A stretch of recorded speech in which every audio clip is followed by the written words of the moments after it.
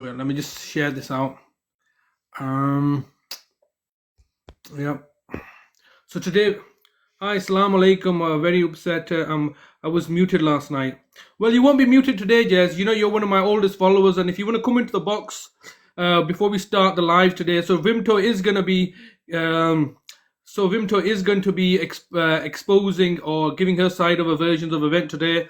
I'm just going to spend the first 15-20 minutes just talking about what happened yesterday, and you can before we start, because we need to get the likes up to a couple of K, so just to protect it from the trolls who want to obviously silence Vimto and have been silencing other people as well. Let's use Don Michael's here. Don Michael's joining us from Italy. Thank you, Don Michael. I was just cooking chicken. I'm just cooking chicken. Yeah, listen in, Jazz X. I mean, yesterday was a not. Hi, Don Michael. How are we doing? Not bad. I'll mute myself. Yeah. Okay. Cool. Just if you can just tap the likes, get the likes up to a couple of K, so we can start. We've got Justice in the building. We've got Vimto. Thank you very much, Justice, for the likes. Neo's here as well. Hi everybody. Yeah. How is it? While we're just getting the likes up, just tell us how you've been doing, Michael.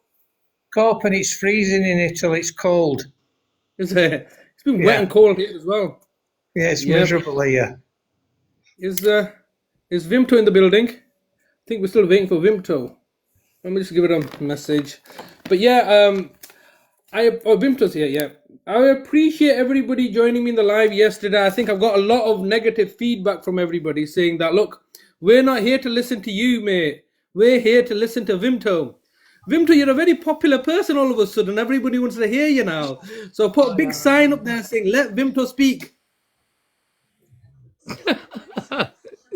Oh dear. They'll hear it's coming today, you know. Let's just get these likes up, get the live protected, do what we need to. Yeah. I think you're in demand, Vimto. They want to know all the juicy gossip of what happened between you and Michelle Matthews. Remember, people, this is a story or an analysis of a relationship between Vimto Bubbles and Michelle Matthews, the AKA, the apex troll predator on this app that's been making everybody's life a misery. And as part of that, hope you're all okay. Yeah, hi, Green Drip. Yeah, and as part of that, she's now joined up with a crew. So she has a crew now consisting of Stella Andrews and Paul Stone as well. And these three apex trolls are going around trolling everybody. And just in case people don't know, there is a blockhead army trying to expose them from their trolling. We've got Blockhead Blue here today. We've also got our leader, Blockhead Bing Bong. Just a bit of an announcement here. Blockhead Bing Bong, our mysterious leader, illustrious leader, will be revealing himself soon on my live. I'm just trying to negotiate with him when he can confess to everybody who he really is, and you guys will be shocked. Who is the real Blockhead leader? Jazz X. I'm just going to accept Jazz X. Hello, you okay? Hi, Jazz X. It's been some time. Yes, I know. I just wanted to come up and say I've been supporting you for a long time, and I think it's very important that we get this information out here. I was a bit upset when I got muted last night, but I can understand why. You've obviously got a schedule. I just wanted to also make a point of how awful it is what Michelle Matthews is doing. And I know you said we're not, a court for public opinion and can't make judgments, but I know that she's personally used me to attack you, and she's made false allegations that I'm a child and that you're grooming me, which is completely not the case. I'm an adult. And I think that the more people speak up about this, the better. So yeah, crack on, Vimto, and hopefully we can get this information out there. And yeah, I think Michelle needs to be reported to the police as well, and the police need to do something about this ASAP. Some of the stuff that she's saying can cause people to kill themselves. I don't want to get your live banned or anything, but yeah, it's awful. Yes, I mean, thank you for that, JazzX. And JazzX is a follower of mine, as you stated. I'm just going to put you on mute and you can unmute yourself shortly. So, JazzX is a follower of mine from my previous campaigns. So is Valerie. And what Michelle Matthews has done, and I think it's an important point. What I was trying to do yesterday was show a pattern of behavior. And JazzX and Valerie have been subjected to the Michelle Matthews experience. And what Michelle Matthews does is that if there's anybody that she doesn't like, she finds out who's been following them and commenting on their videos, such as JazzX or Valerie may have done. And then what she does is she targets them or tries to discredit them.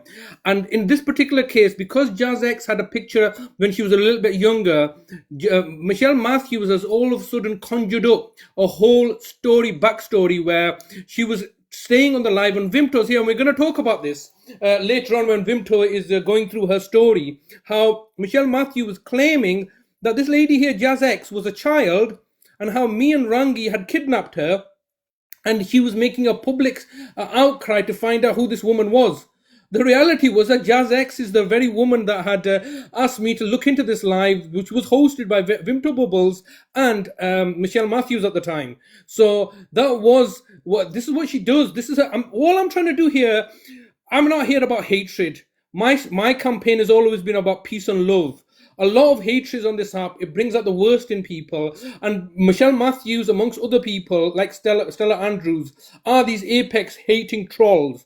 And I'm not about violence or aggression, and I'm just encouraging people to not resort to this aspect of allowing your anger or condemnation to come through. I just want to show you what these people are.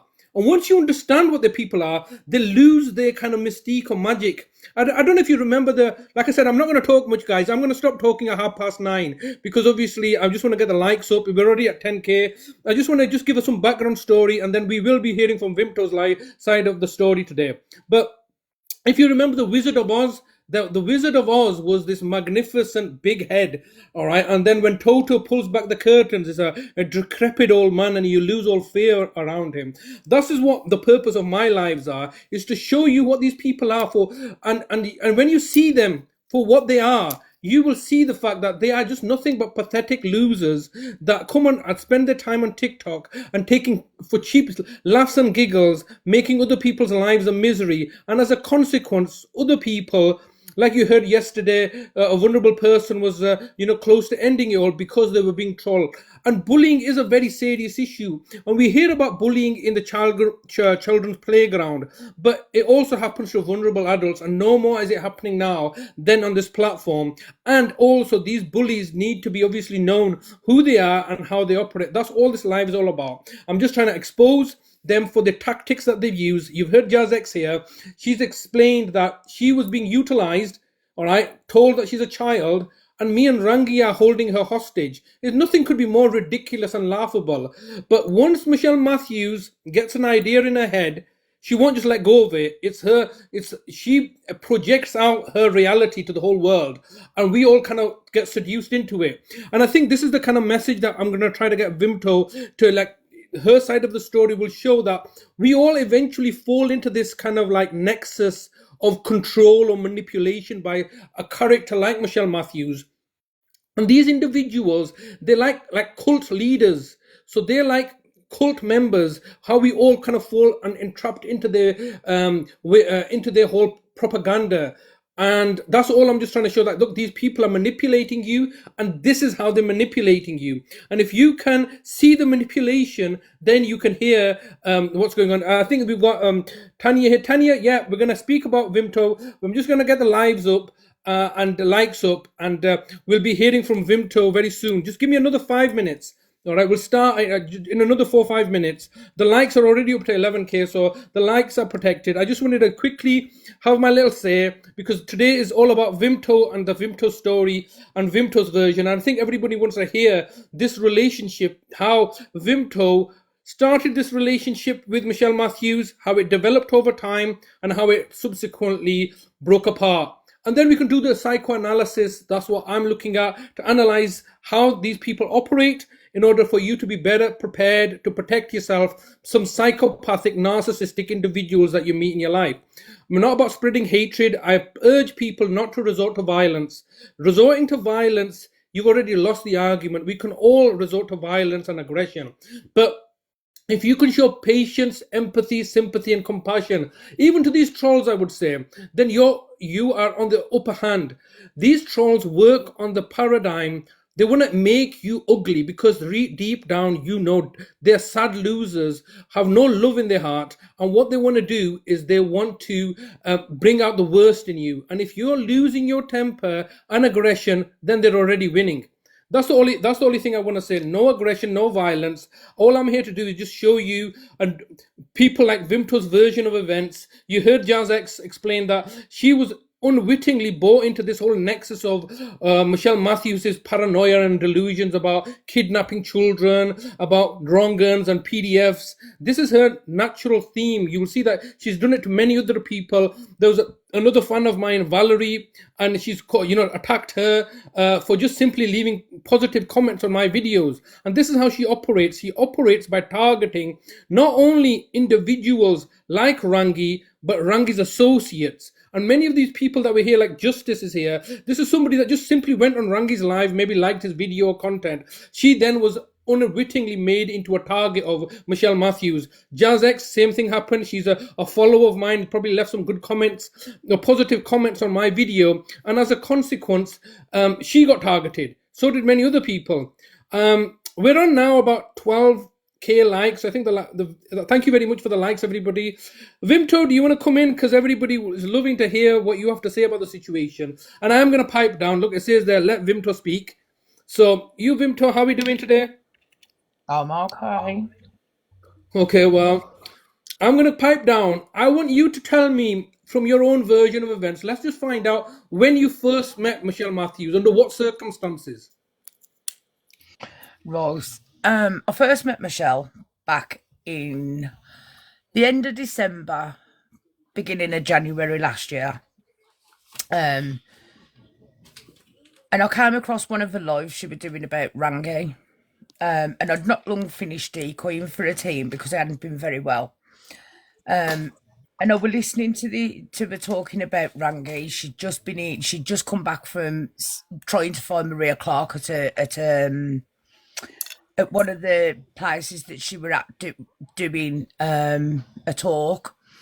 And she'd been to this place to see if she could have it out with Maria. And then she came back and she was sitting in a living room on her own. And she was just, she was saying what a shitbag Maria was. She was saying, nobody understands. She was the one who was asking me to get video evidence of Rangi mistreating his dog and this, that, the other. And I watched her for another few lives after that. And she was saying about Rangi and what a bad person he was and how we were, abusing children in the background, and he was doing all this to be able to, get away with what he was doing essentially. And I was asking her, I said, like, how do you know all this? Like, where have you had it from? And she was saying, well, I speak to Rangi's ex-wife and his sister and her sister. No, Vimto, I'm sorry, Vimto, just let's just slow it down a little. There's no point rushing it. So you first met Michelle Matthews towards the end of December last year, but you made contact with her at the end of January, I believe.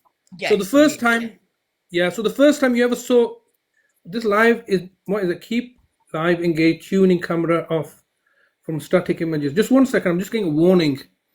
Sorry. So I was just trying to break it down. So last December you met Michelle Matthews, and that's the first time I found Michelle on TikTok, and I was watching her, and I approached her at the end of January. So I'd been watching her for a couple of weeks before I approached her.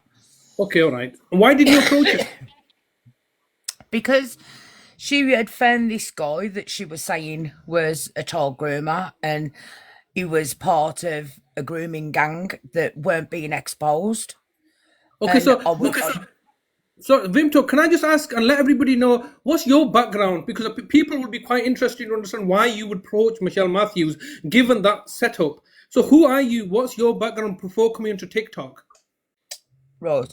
Before coming onto TikTok, I were on Facebook and I were a decoy. For about a year and a half, I worked for two different teams. Essentially, I did work for Maria Clark, but only for a week because I didn't. What I'd been taught wasn't the way that Maria was doing things, and just because she did things differently doesn't make them wrong. I need people to understand that different is different. It's not wrong. So I couldn't work the way Maria wanted me to, so I left her and went to my second team that I stayed with. Okay, so you and I have been speaking. I don't even know what a decoy is. So, just for the ignorant people like myself, can you tell me what like a decoy is? Because I don't understand what that means. And what does that involve? Right, it's where you essentially set up an account online and you sit online and you wait for adults to come and approach you and talk to you. You tell them that you are like whatever age you've agreed to be at that point. And then you essentially just talk to them and let them slowly groom you into, being abused by them, and then Yeah. you gather evidence along the way. You gather, under 16, like Tan says, you Yeah, I you understand. gather Vimto, evidence along the way. Vimto, You yeah, I'm just trying to get the testify. audience to understand that why would you approach Queenie? The reason is probably because you've already done this work. You are The not somebody reason just the yeah. reason I approached Queenie was because she were putting this guy who was a grooming gang member that Yes, nobody were catching, and I were a decoy, and I that's wanted to help her that's right. to bring him to justice. Exactly, yeah. So your intentions were honorable. You have a history of decoying, which is exposing wrong'uns. You come onto TikTok, you see a woman talking about this guy called Rangi, and he's a wrong'un. So you want to offer your services. You've done that in the past. Free services that you provide to assist people, such as your decoy community. So you got all this experience. You approach Michelle and say, "Look, I mean, if this guy is a really wrong'un, I would like to help." And that's what happened towards the end of January. Is that correct? Yeah. And then slowly from that, we built a friendship, which I'll discuss along the way, like because Okay. it's not just we built a friendship, it's not that simple. Yep. Because there were a lot of things that happened along the way that like you guys are gonna want to hear. Bits of things that have happened and she said and stuff like, and I'm gonna explain it all to you tonight. Yeah. We will. That's it. Vimto, just take your time. Don't let these guys rush you and stuff. I'm even gonna. They ain't rushing me. Look, I'm talking now and they're not rushing me, they're listening. So like, Okay. Okay. Well, you talk then. I mean, just slowly talk me. So you right. first met Michelle at the end of January. Just talk me what happened in February. What happened in February were we started talking by message quite often, and then it became a point of where we would call each other. And we'd started talking by phone by February. And then she were saying to me, you Google this. Like so she might say, Google orange Latif in Middlesbrough. That's where it comes from. So I would Google that, and it would come up he was done for like offences against the council, not against children, against the council. So I was then saying to her, well, he's been done against the council. But I can't see anything where he's done anything against children. Like, and this would be by phone because a lot of this is something else I need to explain. I have deleted nothing. Nothing. I don't answer in voice messages because I can't stand the sound of my own voice on them. I've done it. She's voice messaged me and I've answered in a text message, so it's written. So I've deleted nothing. It is all there. There's nothing missing. It's not cropped and shopped and everything. It's just there. of which you will see a bit later on. So I was talking to her by phone a lot. So the things that like have been said, and so she said to me, Google. So I'm saying to her, right, so I can't find anything about him being done by children. Then she brought up and was saying to me he was Mr. XY. And I said to her, I said, but who's this Mr. XY? What? And then she started to explain that Mr. XY had been a police informant during Operation Shelter that was going on in 2014, I think she said. And she was explaining to me how she'd worked out that he was Mr. XY because all of the things matched, like Mr. XY's story and Rangi's story were the same. And I was like, but there's a lot of us out there that have got the same story, you know, like as victims, as people, you know, there's a lot of people. It's a big jump to make from just. And so she was showing me that, you know, he did this. And then she was showing me pictures of a guy. Now, bear in mind, I hadn't at that point. I hadn't seen Rangi that much. I'd just seen little clips of him, bits on Michelle's videos of his face. I'd not seen a full picture. So she was sending me these pictures of him, and I was like seeing what I wanted to, maybe wrongly, seeing what she was asking me to believe, I suppose, even at that point. And I was saying to her, oh my God, yeah, he's got the same eyes as him. You know, is this because he's younger that he looks so different? And she said, he's a master of disguises. You know, sometimes he'll dress and he'll be like an old man in a cardigan. Sometimes, you know, he'll dress and he'll dress for young victims so he can impress them. Sometimes he'll dress as something else, and this will be like the way he's getting around things. And a lot of the time now he's dressing as an elder in the Muslim communities because they get a lot of respect, they get a lot of things done for him, they get looked after, they get respected, and that's why he's doing this. So I was then convinced at this point from her explanations and from the pictures that Rangi was Mr. XY. From this point on, to me, there were no looking back. And this is where I was fully in. I was fully convinced that she was telling the truth. I was fully convinced that Rangi was a guy that was, you know, grooming children, trafficking around. Then the video came out where Rangi had said, I've moved children around the country. And that, again, to me, was evidence. I'd heard it come out of his mouth. I didn't know how she were making her videos at the time. I've only recently worked it out when she's cropped and stuff, things that I've said and added bits on from another thing I may have said, you know.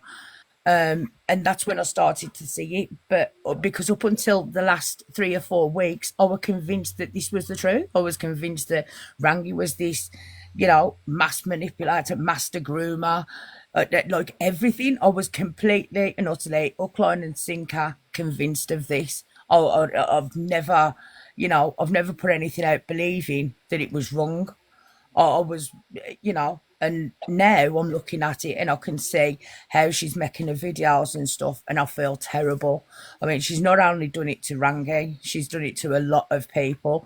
Okay, Vimto, I'm sorry to interrupt you. I don't want to condense it. I mean, we will get to this. The reality is that I've even asked you, up until recently, you were still, you know, under her, well, let's say, influence. But what I want to do is I want you to take me on this journey of how did you go from becoming a decoy, coming onto the platform, meeting her, and take us gradually through that process. We'll get it all out, but I just want to help my listeners or viewers understand how you were. I'm going to say the word, and it's grooming. You were groomed, in my opinion, by Michelle Matthews, and I just want to break down exactly how she did this. Wait on a minute. I've got a restriction.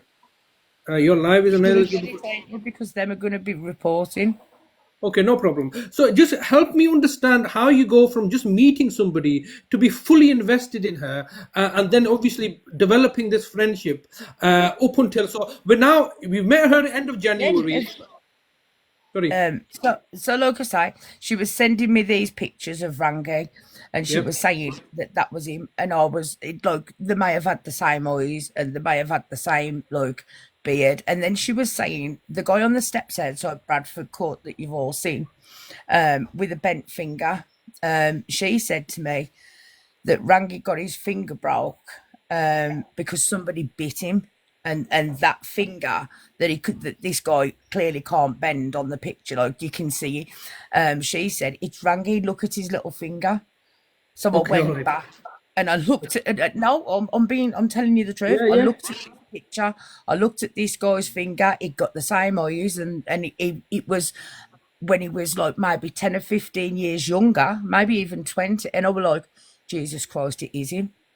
Oh my God, this is so bad. Do you know what I mean? Like, and I was convinced from these things and from these pictures and from these videos that were coming out, and she was sending them me, and she was saying, she was tagging me in videos all the time, and I was convinced more and more and more that this guy is guilty. And then she was coming across his associates, and then she was showing me how they were guilty, what they were doing.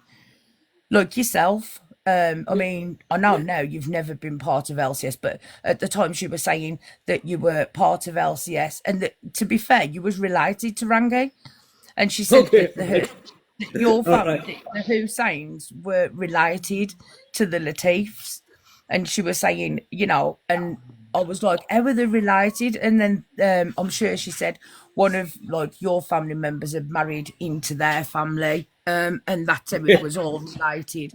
Then came shortly after that Neo Anderson, and she was showing me. She'd showed me his passport, she'd showed me his ID, she'd showed me his brain injury card, and she was showing me these pictures. And because Neo, he doesn't even have a picture on anywhere for me to look at. You know, like, I couldn't tell you who Neo Anderson is. I don't even know if he's the guy in the pictures. Do you know what I mean? Like, but she was saying, yeah, that's why you don't put his picture out, because he's abusing children, he's abusing women. And that's why I only got this a snapshot. He put it up on a thing for 2 seconds, and I got a snapshot of it. But this is the guy. And then came that he'd been done for domestic violence towards his partner. And I said to her, how did you get that? She said, I've had court documents sent to me. Now, you know, and she said to me, and I'm going to send them to you. I can't do it now because it's an ongoing investigation, and these have been sent to me in private, but I promise you I'll send them to you. Now, up until this point, I was convinced that she was telling the truth about everything, so why wouldn't I believe her? I didn't need to see the court documents. I just believed it because she proved herself, as far as I was concerned, about everything else. So I didn't need to, as far as I was concerned, I didn't need to see it. I didn't know what Neo looked like in real life. I'd never seen a picture of him other than what she'd got of this passport. So, hook, line and sinker, again, in my eyes, Neo was now guilty because she'd had these court documents sent to her.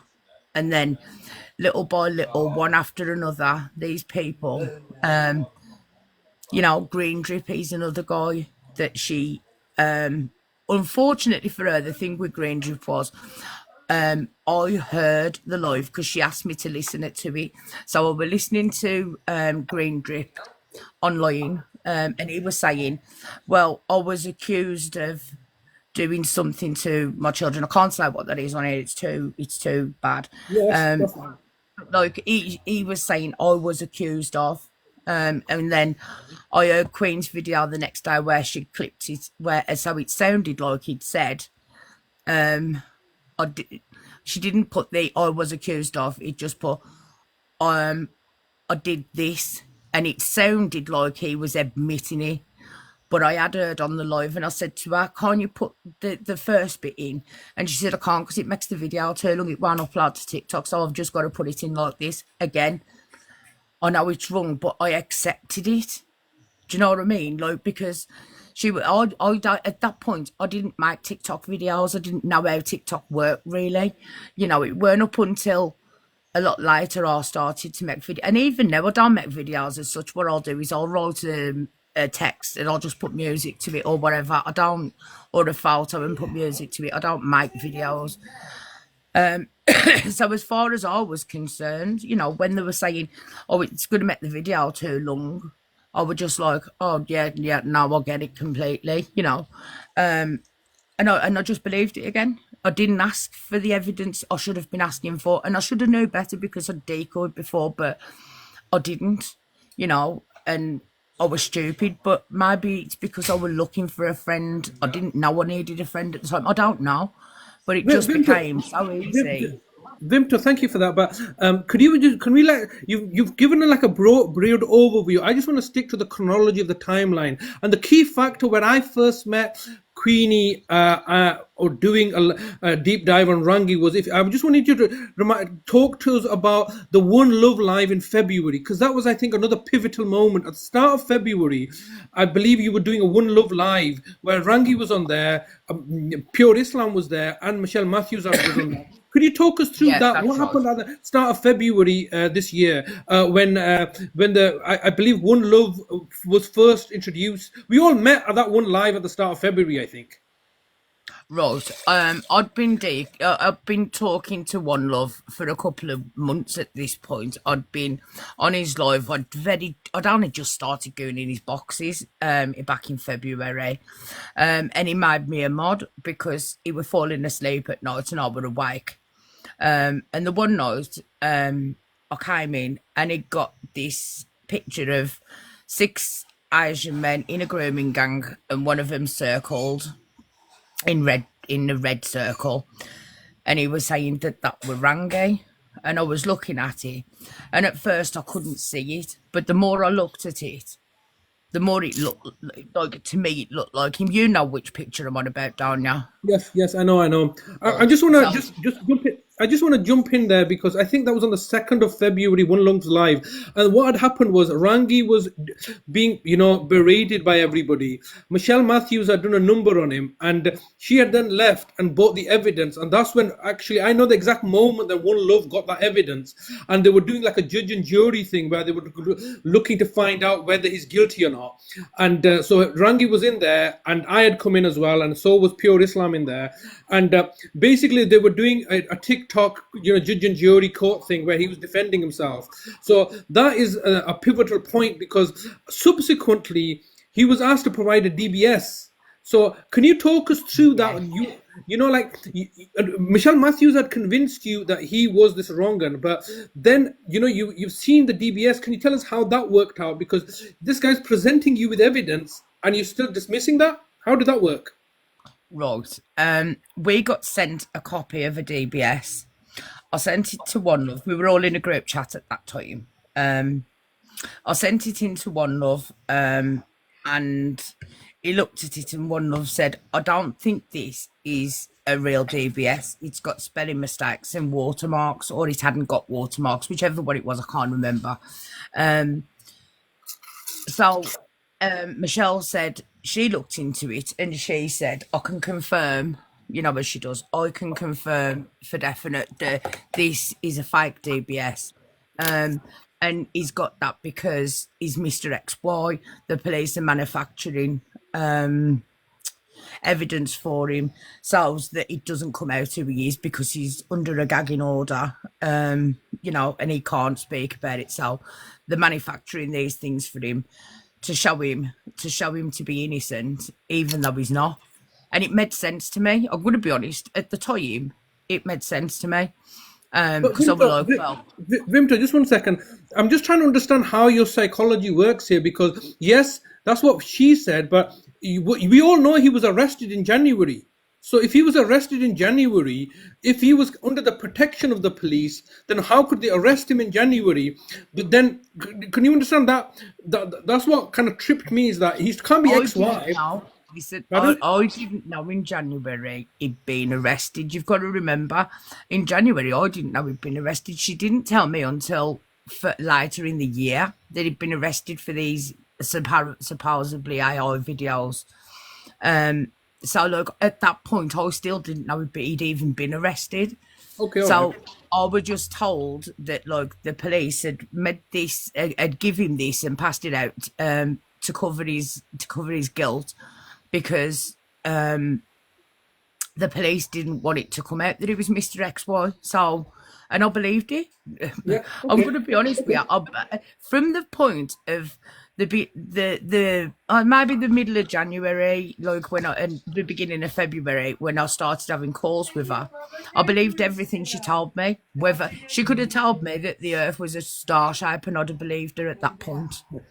I think that's sorry, Vimto, I think that's a very important point that I want everybody to underline.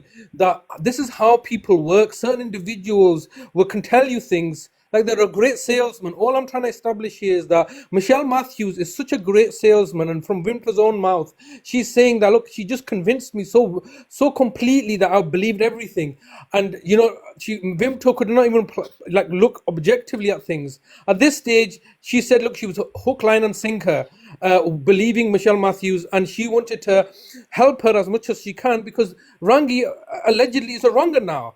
So this is what's happening. This is why their relationship developed from February onwards. Vimto, if you can just continue going through this chronology. Do you remember what happened in March? Is that where we met you on your live? No, you didn't meet me until, how could you forget, Vimto? We first met on the 14th or the 15th of April. Yeah, because I've got the messages. Yeah. No, I can't remember what happened in my. If I'm honest, there's that much information that I've gone through, and that it's took me backwards and forwards over this timeline, and downloading stuff and taking stuff from different places, like literally. And because I've been under so much pressure to not speak, and then to speak, like at the minute, I'm all over the place. Vimto, you're doing great. You're doing great, love. And the reality is that it is a lot of information, and it's also traumatic. And for you to simply come on a live and say, "Look, at the end of the day, you know what? She manipulated me." That's a big thing to own up to. So, well done on trying to, own up to what's been happening here. But I just want to tell you, like, from my perspective, what happened. I had gone on to One Love's live. That's when I met with the Pure Islam, and Queenie was there as well. And they were basically berating Rangi. Obviously, subsequently, he had gone and produced his DBS, and they said, no, that's a fake. Give us an enhanced one. For the month of March, I was not even on TikTok. I took a month off. When I returned, I saw One Love live still, going on about this Rangi character and everybody else still interfering. And at that stage, I decided to interfere. Can I just clear something up about One Love as well? Because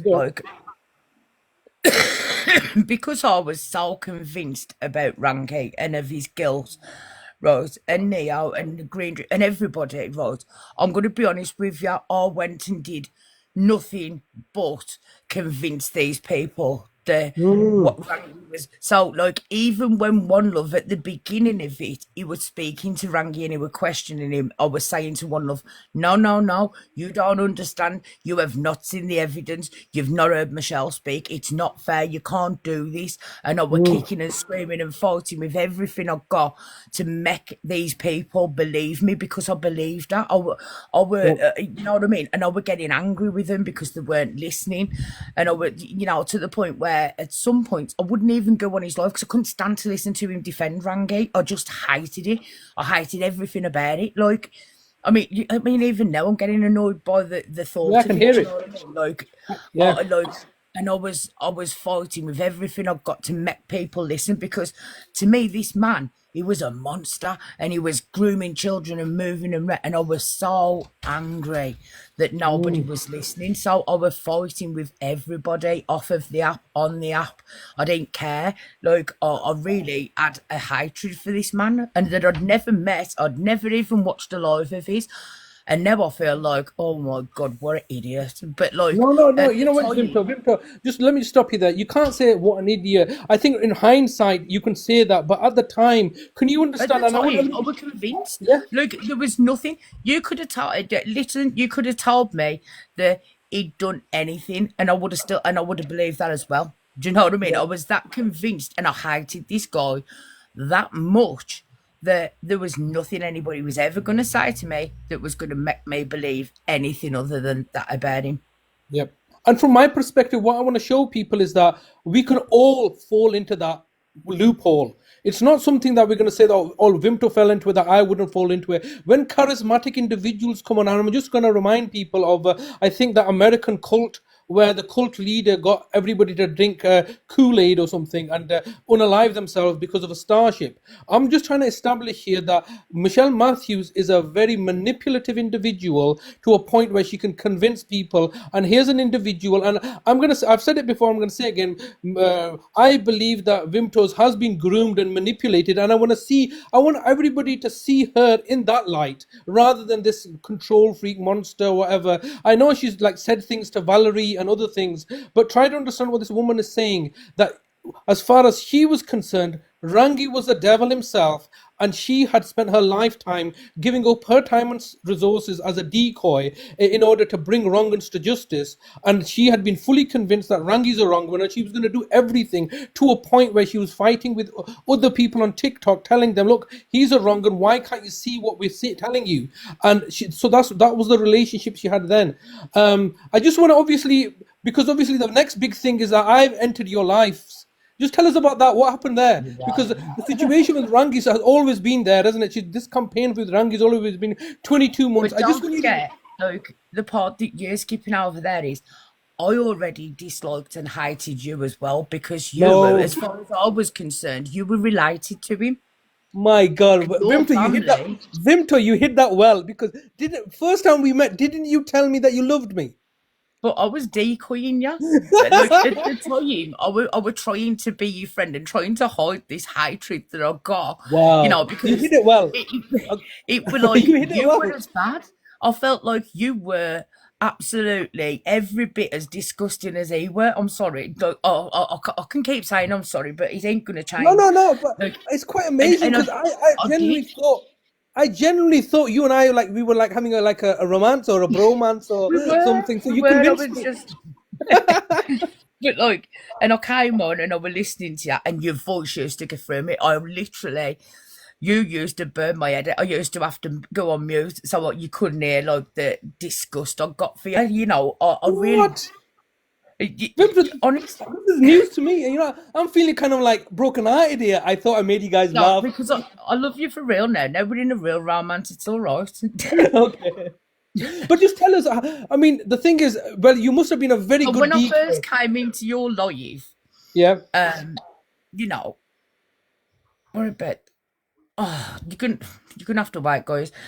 People are asking me questions again, and I'm being brought to a different. What about the kids? Yeah, look, Vimto, just ignore that. Yeah, they'll have to wait. We'll get to the kids' video, because right now we're in April, and we're going to go to May, because I play a big role in both Michelle Matthews and Vimto's life. And then by June, then we're going to get stuck into Stell, how you met those guys, how that relationship broke down. So we just be patient. Once we've gone through all the friendship, we're going to start putting up the receipts of things. Yes, then we'll get through the receipts. Yep. So please be patient. So in April, the first day I met you was on my birthday, right? April the 15th, right? And I'd come into your live with Michelle, and what we'd come in to do was to speak to you and show you to be this guy who was related to Rangi, and how you would abused your brother, because we'd heard and seen your videos and stuff, and at some points, if you only skip through your videos, right, they're very long, and to be honest with you, I've got the attention span of a gnat, so like, I don't want to watch them all. I have to skip through them. So by skipping through them, I'd miss the bigger picture, and what I'd seen was that you were abusing this brother. You'd got him locked in a bedroom, feeding him half a Weetabix, and then you was related to Rangi, and honestly, you were the devil incarnate as well. In fact, you were every bit as bad as Rangi for me at that point, to be fair. So like, and then Valerie was in your life, and Don Michael were in your life for that night as well. And we were all discussing and we were arguing between ourselves about it. And then Queenie started going at Valerie. Them two started off to start off with. And because like she were going at Queenie, I was always going to protect her with everything I got, because to me, she's this little woman that's like you know, and she's young and she's vulnerable, and you guys are picking on her, and you guys are fucking horrible and mean, and you're all in with the grooming gangs, and you're all bad, and you make me sick. Do you know what I mean? So, Valerie, I was like, yeah, so you can shut up as well. You're old enough to know better. And that was my attitude, and this is where you'll get your apology. I'm sorry, I shouldn't have done that. Do you know what I mean? And I'd rather give you a real apology of thinking than you ask me for it and me go, yeah, I'm sorry about that. Do you know what I mean? I wanted it to come Can I with an just jump in? explanation. Can I just jump in there, Vimto? I just want to explain that as far as you were concerned, I just want to underline this. This is your mate, Queen Bee, Michelle Matthews, and she's been targeted by wrong-uns as far as you're concerned. And Yeah. myself and my team, which is Don Michael and Valerie and Jazz X, we are all, they're all on our side, and so it's understandable why all you were really doing, if you said anything to Jazz X or Valerie, it was just you defending a friend who was being Yeah. targeted by And I wrong-uns. was never going to let Yeah, anybody say anything. It doesn't yeah, matter who it was. It could have been anybody at that point, and I was going to go for him. It wouldn't have yeah, made any difference. It could have been anyone. And then it was Don Michael, and he yeah, told his story about the nurse and about his mom. And then he said something that weren't quite right. I'm not going to say yeah, what it was. yeah, yeah. Queen made a video about that and put it out. And I was saying to Don Michael at the time, you are disgusting. You did this and you called this lady that when she was just looking after, because at the time I couldn't see that the authorities were doing anything wrong either. I was just like, no, no, no, no, no, no, no. You guys are wrong. I'm right. And Queenie's told me, and now I'm seeing the evidence of these videos, and that was all the evidence I felt like I needed at the time. Was the videos of people saying things that I weren't seeing it being cropped and changed and that. So Don Michael, he'd gone on and he'd said this horrible thing about this lady carer as far as I was concerned at the time. And I was telling him what a disgusting piece of whatever he was as well, because this lady was doing her job to look after what I felt at the time. And he was calling her names and he was shouting at her, and that was disgusting as well, as far as I could see back then. Right, now I know it's not like that because I've watched Don Michael's videos since, Yep. but at the time I hadn't. I was going off what I was being told, the videos, the phone calls, and you've got to remember, I weren't just having 5-minute phone calls with her. I was having 3 and 4 hour phone calls with her, plus the messages we were sending each other. That's why the file is so big, of like 5 gig or whatever it were. Do you know what I mean? Can I just jump in there again, Vimto? Can you Yeah. tell me? I mean, you're telling me that how you were feeling against these individuals, but when you were, what was Michelle Matthews saying to you? Like, for example, when you've gone at these people, was she? What was He her was just reaction? saying to me, like, oh, I've never had a friend like stick up for me like this before, Oh yeah, and I appreciate everything that you're doing for me. And, I felt better for it because I felt like I was sticking up for her. And, these people were picking on her, and I were making her feel better. I were taking the pressure away from her a little bit, because she's a woman who always sounds like she's on the edge of breaking, and I felt protective towards her as well. She's lost her family, she's lost her parents, unfortunately, and she's really down and she's really struggling, and these people are all picking on her. That's how I felt, and yeah, and you know. and let's just clarify, Michelle Matthews' online persona and campaign is that I'm here to protect women and children, and and her argument, Michelle Matthews' argument, is that Rang is a wrong one and he's abusing women. All right, so there's this Asian guy on TikTok abusing women. So as it's been relayed to you, she's a woman. She's trying to do good And work not for. just women. He's been doing it. She was saying to me, like, this would have been in February kind of time, going backwards a little bit. But she was saying to me that he'd griped his own niece who were disabled, and that Yeah, she got that for definite because she'd had the information from his wife's family, and that he'd been there while there were gripes happening, and that while he was there, he didn't know what to do. She didn't tell me he was he was a child himself at that point. She was making it like, oh well, he was there when gripes were happening, and nobody and he did nothing. He said he didn't know what to do, but what person don't know what to do if you're seeing something like that happen in front of you? And I was like, yeah, you're right. What Yep. kind of person does that? Any of the people that are sitting there doing it with him, and again, he was guilty. Yep. You know, like Well, Vim, to just take a breath here, and I'm just going to jump in here just to give you some time to orient yourself, because I just want to come in and chime in how I was also originally manipulated by Michelle, because I just want to say that, the way that she approaches things, she's very, very animated and emotional. And even myself, when I first heard, I first came across, I believe, Michelle Matthews in October, November last year. I was just scrolling past. I'd just come onto the platform, came across Rangi. I thought what he was doing was kind of honourable and respectful because he was outing, the horrible PDFs. But then, I came across her on the live. I didn't even know what she looked like, but she was so adamant and so forceful with her arguments. And, then she was like getting emotional. And this is what got me. Is like, I don't care what she's saying, but this is a woman that is getting really emotional, and that's not being faked. That she's getting really, really stressed and emotional about what this man Rangi is doing, and you've heard her how she gets truly like emotional, and that pulls up my heartstrings as well. So I couldn't understand how you would have been like bought into this, because she is very forceful with her argument to a point where you're left with no option but to believe her. And so I initially, that's why I was a bit hands off. And I actually didn't know Michelle Matthews until April when I first had an interaction with her. But, at the time, like and she don't then, forget. yeah, Sorry, I'm just going to interrupt you. And no, don't no, no, forget, I'd already had one of my friends yeah, murdered in one of the worst circumstances, and she was terrified. She was saying that these guys were gonna get her and they were gonna take her away, and she wouldn't be there for her children. And I was frightened for her. I genuinely frightened for her. I felt like, because she was going against these grooming gangs, because that's what I felt you guys were at the time. You were all part of a grooming gang, and you were gonna hurt her, and you were gonna do something to. And I'd already lost one friend to very, very horrible situation.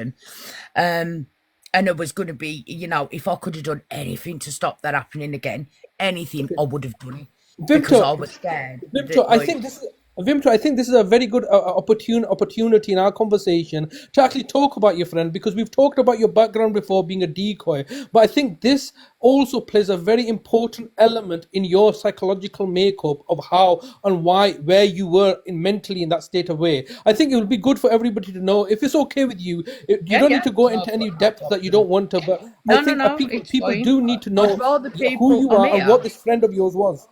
Yeah. I'm here to explain to people, and part of this is part of the explanation. I can't get away from it. So, in 2009,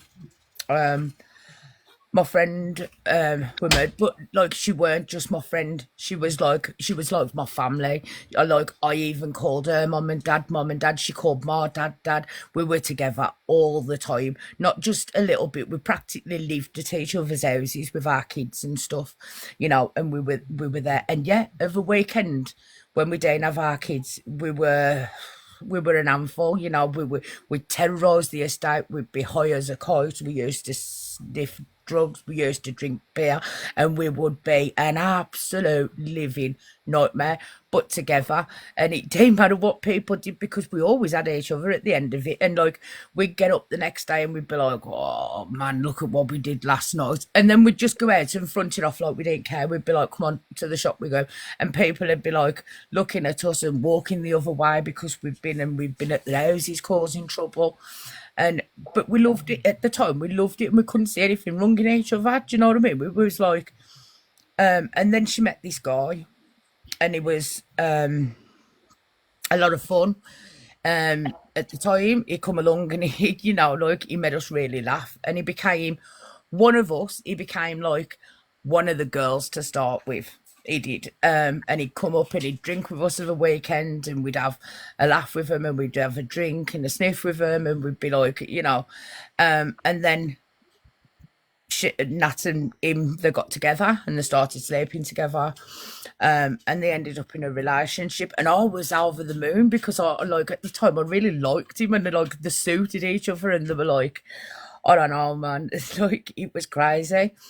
And then Nat got pregnant, and when she got pregnant, they got together properly, and he got her to move away to the next couple of estates over.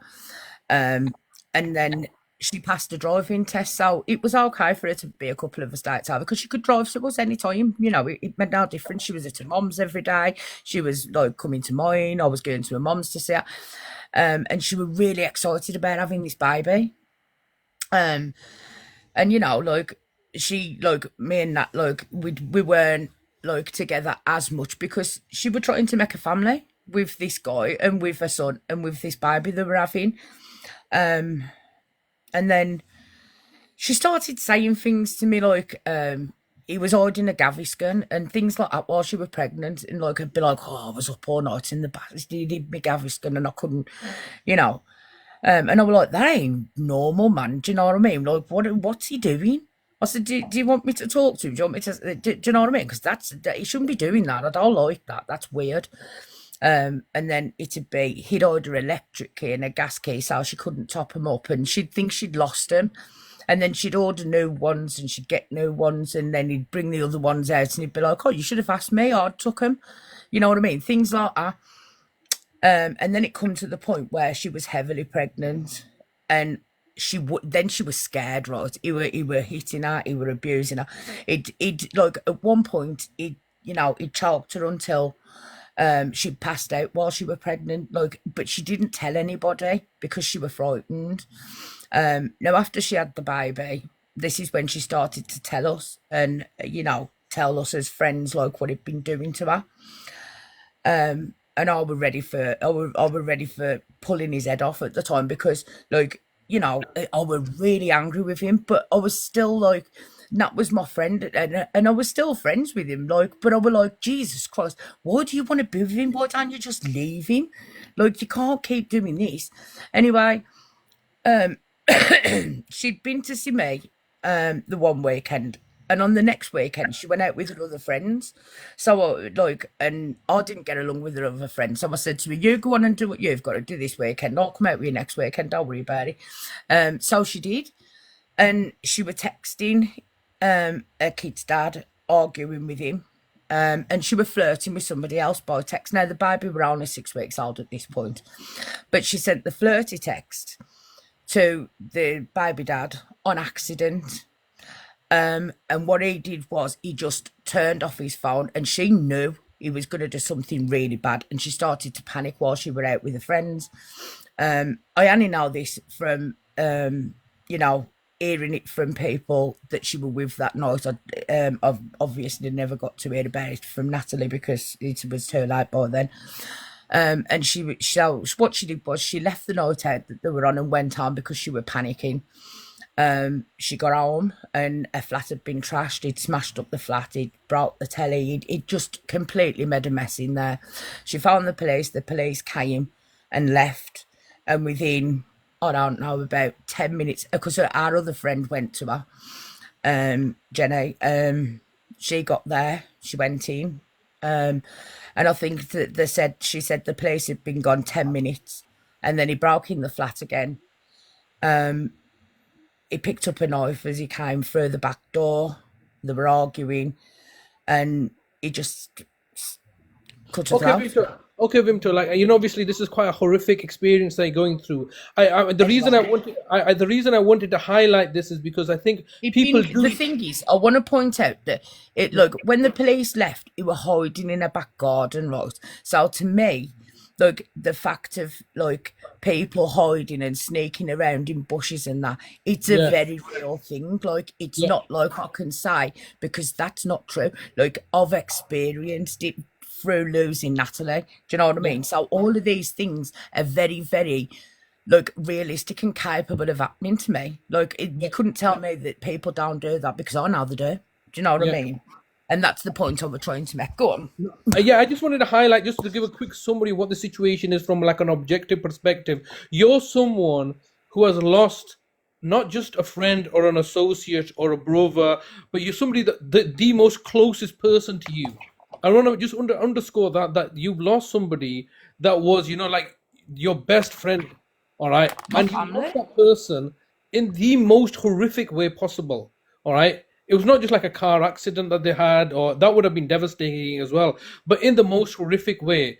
And you've been, and anybody listening here can at least sympathize or empathize that dealing with that is a traumatic event. So you are, vulnerable through being traumatized by this. And there's no way. I know right now the other party, Michelle Matthews, is just gonna simply say no, this and the other. They've said some horrible things subsequently, but I'm just trying to get people to understand your mindset when you met Michelle Matthews and subsequently how this relationship developed. You are somebody who has lost, a very close friend in the most horrific way possible, and as a consequence, I just want one little further point before we continue with our chronology. I stopped you there because I just didn't want to go through the graphic details of what had Yeah, happened. no, But that's fine. can you just tell me then, how did that impact you? The loss of your friend now, and what did you do afterwards? Just so I can get Right. everybody to understand the consequences of that. What happened to you? I could, when it first happened, the next morning, I was going out with my friend and we drove past her house and it was cordoned off outside. So I got out the car and I tried to go and knock on a window. And the police were saying, you can't come over here. It's a crime scene. And I was like, just knock that window there and get my mate to come to the window and then I can go. And they were saying no. So I got in the car and I found her mom and her son answered the phone. And it said something, but I couldn't understand it. I said, "Where's Nanny?" I said, "Put Nanny on." And then a mom come on the phone and I said, "He's killed her." And I was like, "What do you mean? Who's killed? What are you on about?" And I couldn't understand. And I said to her, I said, "Wait there, I'm coming." So I drove down there and I got took. I went into my mum's and like they were saying to me, and I was like, are you sure? Because like I only spoke to her yesterday, like it literally weren't going in. And like it took me a while to understand what was going on. Even though I'd seen the police and stuff, it still weren't registering to me. Like I don't know how else to say that to you guys. But yeah. Anyway, by the time it had sunk in, by the time I went home, and I were in shock. I didn't know what to say. I didn't know how to feel. Like, because my own family, I was having very little to do with them at the time. So like, that was my whole family. That was my whole like friendship group, my family, my everything there. And it had been like ripped away. Anyway, I couldn't cope with it. So what I did was I moved away. I moved to Burnley. Yeah. And So that because I felt like there was nothing left in there, and I was stuck in drinking. I was taking drugs that I couldn't, and I felt like there was no way out. So I just left the town and the area completely, yeah. and I moved to Burnley, and I got my life on track. I learned to drive. I got with my husband, and like, Yeah. and then that was I how I think got Vimto, through. that's the point I was trying to highlight. In your like, in your past, can I ask, like, in your just after teenage years or something, when your life started, you lost the really close friend, and not only that, your whole world was destroyed to a point where you abandoned everything and had to move away. And I think, people that have only person that can really empathize or sympathize with that. All I'm asking people to listen in and say, look, this individual has gone through And such a I just want to clear something else up. Like while we're talking about this, you've all heard Michelle saying that this was my fault. I'd messaged this her ex-boyfriend and stuff. But nothing like I hadn't seen him for a few weeks at this point. And the fact was, she sent a text to him that was meant to get to somebody else. If you guys want to know any more than that, I'm happy to give you the links to the newspapers where you can go in and read what happened yourselves. yeah. You I, don't th- need I me think to tell you. yeah. The I think what evidence you're is in the I think newspapers. She's a Vimto, liar. Vimto, I think what you're referring to is subsequently, like we're gonna get back to this. I don't want to be distracted with her allegations. We're gonna come back No, to this, right? I'm just Yeah, saying, like, yeah. it's just because I don't want to forget because that to me is so important. Like, No, it and is. I'm not going to talk about it a lot. I just want No. you guys to know that it's in the newspapers, and I will point you in the direction of him. It tells you why. I mean, Shell and Stell said that she was stabbed to death. Look, She yeah. wasn't. It's nothing like that. I will fill you in on that though at the end. Yeah, Vimto. Yeah, I just wanted to, because yes, recently what they've been doing is this person has had the worst thing happen to them. Vimto lost a best friend, and then subsequently gone through this traumatic experience of actually leaving the city. And you know what these trolls have done? They've twisted it all and blamed her for it. Now, can you understand? I just want to get into that. That while we're on this topic and while Wim does body, we were going to come back to this, Vimto. I was going to remind you about all the nasty things that they are now saying. It's just a bit like the worst thing that they can think of, only because they want to make you feel bad. So you was confiding in a friend about your history, about your pain, about your own personal traumas, and then for them to use that as weaponize it now. That's the only thing that Vimto is so like trying to highlight to everybody, that now the position is that she was maybe even complicit in the death of her friend, which is couldn't be. That is probably the most hurtful thing that you can say to somebody, isn't it? It's like He's on this. there now and he's saying, I sent the text message to her boyfriend. I wasn't even with her that night. She was with a completely different set of friends. And Yeah, that's yeah, in the newspaper too. All the names are there that was there that night, and I wasn't one of them. So yeah, they can yeah, say what they want. But, yeah. they Look, can't. Vimto, The one let's thing they get this. can't do, right, is twist it and make it be the truth because that's what they Yes. want.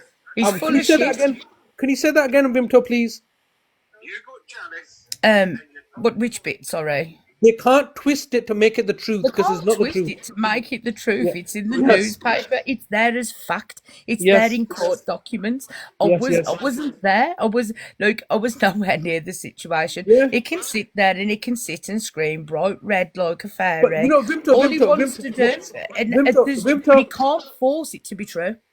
Vimto, I'm just going to mute you there for a second. I'm only muting you because I can hear Stell in the background. And can you not, like, I don't want they come toing to interfere with our live today, all right? So that's only, I'm just muting you for a second. If you can ask that there's no background noise. And reality is that I Thoughts, don't want their thoughts. reactions to be interfering with our chronology of No, events, no, because no. we're on a timeline here. I I know. think the reason that I wanted you to mention that, because it popped up in our conversation naturally, organically, and I think it's very important that people know the person that you were. You were a decoy. You have suffered a great deal of personal, loss. It's not the case that came from a broken home. You had one friend, and you told me that Nat's parents, they were like your parents. They So feel that yeah, I mean, they used to rent bigger holiday homes than they needed to, so I could go with them. They'd rent bigger cars so I could go with them. Like I said, they were like my family. There yeah. wasn't just my friends, they were my family. I spent every minute, like waking minute with them. You know what I mean? They were every bit as much family as, in fact, more so family than my own family were. You Yeah. know, So when you lost Nat, you didn't just lose a best friend. You lost surrogate no, parents. yeah, Surrogate because parents. you've got to Yeah. remember at the time, as difficult as it was for me to accept this at the time, and I struggled with it a lot. For me to keep going around Nat's mum and dad, it just reminded them of what they'd lost. Because for Yeah. me to be there meant that she was there a lot of the time, and it was very, very difficult for him and to be around me because it was like, well, the other one, their own daughter isn't there to be there. Do you know what I mean? So, and I had to accept that and I had to stay away because it was too hurtful for him. It was too hard for him. And I didn't want to cause them any more upset than they'd been through. They didn't need it. They were good people. They still are Yeah. good people, you know. Yeah. Yep. So yeah, I mean, we'll get back to the chronology. All I just wanted to put the viewers into the context that, look, this is an individual. You cannot say that, oh, she's this mastermind or whatever. She also, if Michelle Matthews is claiming to be a vulnerable young woman, as you no doubt claims, I just want people to see the other side, because Vimto comes from a generation. She's the same generation as me, Generation X. We never show weakness. All right, and this is Vimto. She never shows weakness. I've had to coach her and tell her, look, you need to show your soft side. I know you're a hard. She's like always trying to become really hard. Right, you don't mess with me. But this, I want the listeners and viewers to understand this is a vulnerable woman that's speaking right now, Vimto Bubbles. And the facts can't be twisted reality subsequently because it serves Michelle Matthews' agenda now that the relationship is broken down. She lost her best friend, she lost her surrogate parents, she had to move to cities and towns, all right, rebuild her life again. And that trauma does not, you don't a year later become normal again or it's over with. That trauma still exists, and even now you can see while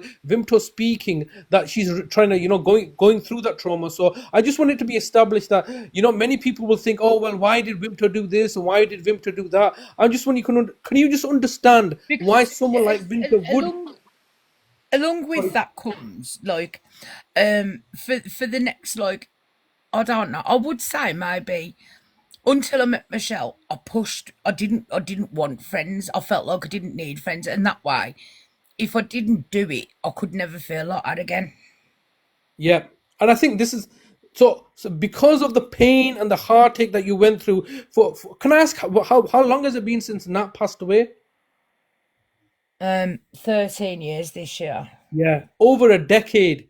And then all of a sudden, you get someone like very charismatic, like Michelle, come along. It's very easy to be seduced by her, all right? Because like everybody gets seduced by Michelle Matthews in one way or another. These two, Tweedledee and Tweedledum, right now, have been seduced by her. They don't even realize it. But I just wanted to, underline and highlight that point that Vimto Bubbles is also a vulnerable woman. All right, so I want you to see her in that context, and nobody listening to her testimony today can deny the fact that as much as horrible as you may have as Vimto, I'm not a nice person myself as well. We're all horrible people, but I just want you to know the fact that this is a person that's lost a very close friend, lost a family, and that's like over a decade ago, and she's still dealing with that trauma. And now all of a sudden, something like this has happened. So she effectively is projecting out that this is my new friend now, and I'm sure that they had a very close relationship. So Vimto, if can you just come back in and let's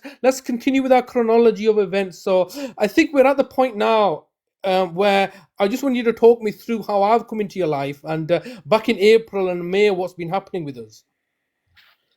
Yeah, I can't remember where we So on the 15th or 14th of April, Oh, yeah. you come onto the live and you've seen the fact that there was Valerie and Don Michael there and other people, and in the background, Michelle as far Matthews as has I told was us that. concerned, these people were like, oh, hang on a minute. You just talk to these guys. I just need a minute. Okay, no worries, no worries. So I'm just going to tell you from my version of events. So why I approached Michelle Matthews was, and I've been very open and candid about this. I didn't know what Michelle Matthews looked like. I was not on the app. When I returned in April in the app, I saw this squabble still going on between Rangi trying to justify who he is and everything like this. And then it was that stage that I met Vimto and Michelle Matthews, and I've been very open about this. I was just very jealous of the attention that Rangi was getting. In my opinion, all attention is good attention, and this is an attention economy platform. So when I saw that Michelle Matthews was giving Rangi all this attention, and I was jealous. I was thinking, well, when you made it, when you've got a stalker or you got a fan that's like a crazy after you. And that's what I saw. I saw Michelle Matthews as stalking this guy, and I thought, he has made it. So I aspired to be like Rangi on the platform, because that guy, I looked up to him, and I thought, you know what, you've done it, mate, because you've got somebody to be dedicated after you. And in I gotta admit, my thinking is not exactly straightforward. I thought, that's what I want. I want somebody like this. And I already had found my Michelle Matthews. Her name was Pure Islam, and I've been trying to court Pure Islam to come and chase me, but she just disappeared. So I was missing Pure Islam. and I was jealous of all this attention that Michelle Matthews was giving Rangi, and I wanted to interfere, and I deliberately put myself in that relationship, all right, so I can get all attentions on me, all right, and I think I've pretty much succeeded now. I think I am Michelle Matthews' center of attention now, especially since I got Rangi off the platform. It's all me, all right, so I'm a very jealous person, and that's how I got involved with Michelle Matthews, all right. I got into that relationship, and then what I wanted to do was I wanted her to come after me, like she had come after Rangi. And I said, oh, come and do a deep dive into me. And it took a lot of time. The things I've done for love, all right, I've literally got myself into this like three-way, all right. So I was trying to force my way into that relationship. I said, come on, Queenie, do a deep dive into me, please, come and do a deep dive into me. And Michelle Matthews' sole occupation is Rangi. So I think I did pretty well to get in between these two. And then I'm just going to tell you how I met Vimto, and while she's coming back. So Vimto, whenever you decide, come back and we'll have a chat. But so Yeah, what happened? I'm good again. Are you back? Yeah, I'm good now. Okay, go ahead. I was just explaining, my jealousy for Michelle's obsession with Rangi and how I wanted to just get in there. Oh dear. Yeah, I remember all of it. I do remember that stuff. Yeah. You went to great lengths to be able to get in the middle. Yes. So what I did was, because you were becoming a real pain in the backside to me, I stepped in the middle so that you couldn't do that anymore.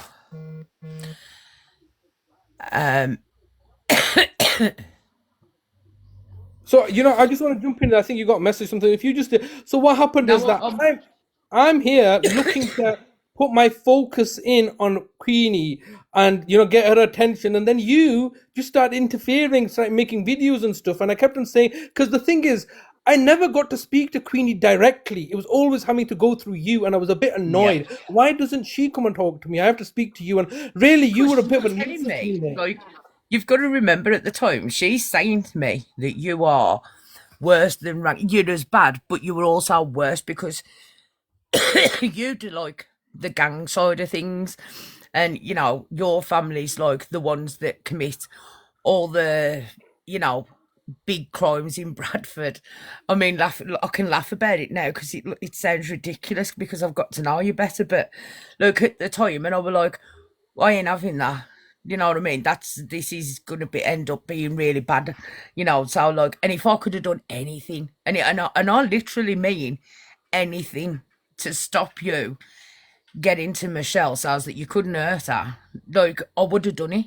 I mean, look, when I said to you, I was all about to drive to your house at one point because I just had enough. I couldn't make you stop.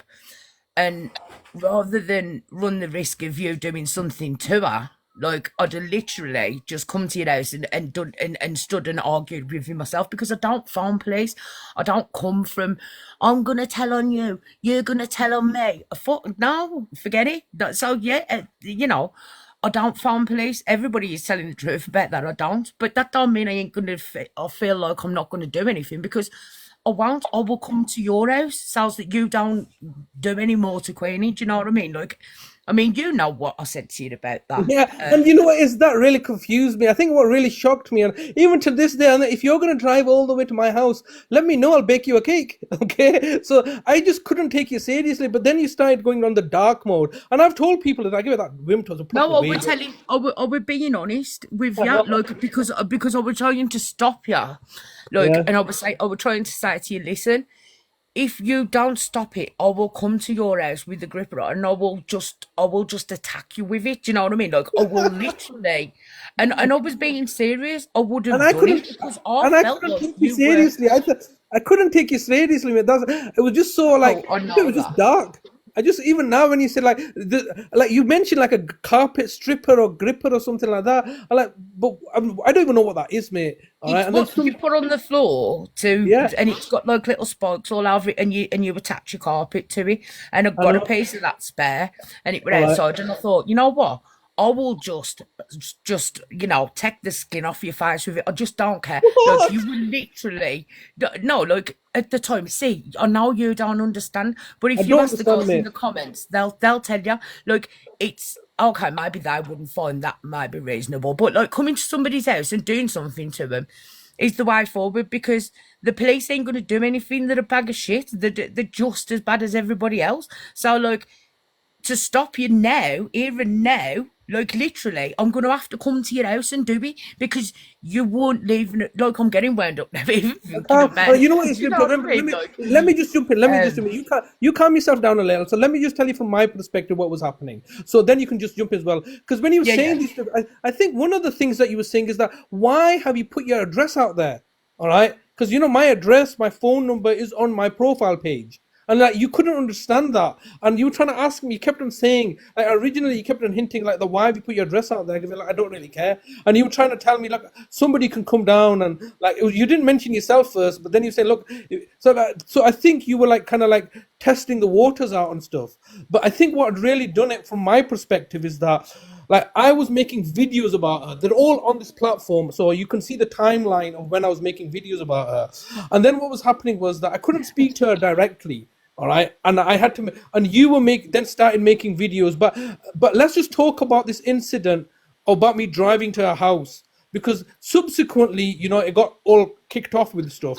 But what had happened was that in the month of, I had spent all of April trying to like groom, let's say, or seduce, or trying to convince Michelle Matthews to put her focus off Rangi and onto myself, so I could better understand the situation. And I was at the time telling you I'm not 100% sure about Rangi. I'm on the fence. And you guys were originally, that was the kind of like in that I had with you guys because you were trying to convince me of all this stuff. So in the month of April, when I met you guys, I said, look, give me the evidence. All right, let me have a rational conversation with you. And when you approached me, Vinto, as Michelle Matthews' like agent, you were giving me all this evidence. I took it on board, and I really was evaluating all of her evidence. And then I thought, this is all bullshit. This is all rubbish. This doesn't make any sense to me. So I made my decision, and then what happened was, like, I got in touch with Rangi and obviously had a face to face with him. And I told you about this. I had a face to face with him because you can't really tell about people over TikTok or something. So we had met. I had a face to face with him, and then I was trying to convince you guys that Rangi's over at my house. I knew that would wind you up. And I think we did a live, me and Rangi did a live where I was telling you Rangi's broadcasting from my house. And what had happened was, that was, I can confess, a lie. Rangi was never at my house, but I had convinced you guys because I wanted to wind Queenie up, all right? And you were really wound up about this. And you were saying to me, look, you're just as bad as him then, because if he's a PDF and you've got him in your house, then you are just as bad as he is. But like me and Rangi were having a laugh at this because he was never at my place. And then what happened was, what really shocked me was, like, there was that one scene where Rangi was gonna let it out that he was at my place, and I had broken down, and I just walked past, if you remember, from the camera and said, look, Rangi, have you got everything? Do you know where the toilets are? I'm just nipping out for a bit. Yeah. But right at that situation, I was actually leaving the premises to go read prayers, and by the time I've come back, so this is literally within 25 minutes, Michelle Matthews has not only clipped that, she's already got it on a page. And I thought, bloody hell, this person's a proper stalker. Because that was really fast, because that was like, she had discovered something that, oh, look, it was the big reveal that Rangi was going to do was going to reveal that he was at my place. And she had already done this. So I was just so, Yeah, but you'd I was very forewarned startled. us. You'd kind of forewarned us because the night before we've been on a call with you, if you remember, and you said, "I've got a special guest on my live tomorrow night," and he was supposed to come on your live to start with, and then Yeah. it didn't happen, and then like we found you on that night, and we were like, "Ah, you're full of it," you know what I mean? Like you've got nothing, and we were laughing at you, Yeah. and you was like, "Yeah, well, we'll see." And then you and Rangi were together on Rangi's live. You were in the Yep. same room. You weren't just Yes. like on a live together now. So Yep. and then if you remember rightly, the very next day, Michelle put out that thing saying, I'm going to Vimto's, and I were Yes. like putting on there, and I were commenting to it saying, "Yeah, I'm on my way to pick you up from the train station now. I've got the barbecue out and blah blah blah." And then it went to messages between me, you, and my husband, and you were messaging Yes. Mark, you were No, but you know messaging what is me. Vimto, let me just jump in there. Those happened. So let's look at the date of the chronology. Let's bring Stell into this conversation now, because this is what happened. Prior to this, I was from when I first met you guys in middle of April. I was then telling you, look, give me the evidence and stuff like this. So we did this live on the 9th of May. All right, where Michelle Matthews is going to do a big reveal. And if you remember, Vimto, I was only speaking to you, and she was going to do another live on Rangi, and she said, and you told me, no, we're going to bring the day forward. It was a Friday, and she was going to do the 9th of May, a live on me. And so I said, yeah, I was always coaching or coercing you guys to do a live on me, because I just wanted the attention on myself. And she had done this live, and she had done all her, prosecution side of things, put the evidence out there. And I was laughing. She was saying that I was like a car dealership guy. I was allegedly supplying all the vehicles to Rangi so he could groom people. I was like, I'm thinking, you idiot. Like, I'm in the news. So, you have to get it right. And I remember me and Rangi just laughing at the situation, because I was there. Rangi was there with me, and Rangi was saying, "Do you see what she's doing there? Like, now you know how she really operates." And I go, "Yeah, mate." From that point, I was fully convinced that this woman is deluded. Because even when I told her, "Look, I'm sorry, but you got it wrong. I've got nothing to do with care home fraud or like these high-end luxury vehicles and stuff," she was not having any of it. She would not listen to me saying that, this is all wrong. And then what happened? Boom, the live got bananaed. And I thought, bloody hell, I just got set up here. All right. These two BITCHs have set me up here. They only showed me, they only allowed their version of events to happen and stopped me from doing like my response or rebuttal. And I was and I was not fuming. I was like, I felt really like manipulated. Come Yeah. on. Yeah, all right. I was okay. I was like, afterwards, when you made me look stupid because you got your version out and then you blocked me effectively. All right. And I was like, I just remembered when Pure Islam under, Sheikh Faisal had done this to me in January and February. All right. And I thought, right, that's it. I'm just proper annoyed now. All right. So I didn't know what to do. My live got blocked and stuff. And what you didn't know, I'm going to let you out with the little information here. So when you blocked my live on the 9th of May, I stupidly, tried to approach somebody because, I said, oh, look, they blocked my live again. Some TikTok person approached me and said they can get my live unblocked. All right. And so what I did was I gave him my details and they took over my TikTok account. So that was what really pissed me off, Vimto. It was not the fact that I just got blocked. I got fooled by some guy. I handed over my account details to some guy on TikTok. And they took over my account and they were blackmailing me and saying that you need to pay us some money to get your account back. And I was frantically going to the TikTok and saying, look, my account's been stolen. And the TikTok was saying, it's not like you can't even prove it's yours.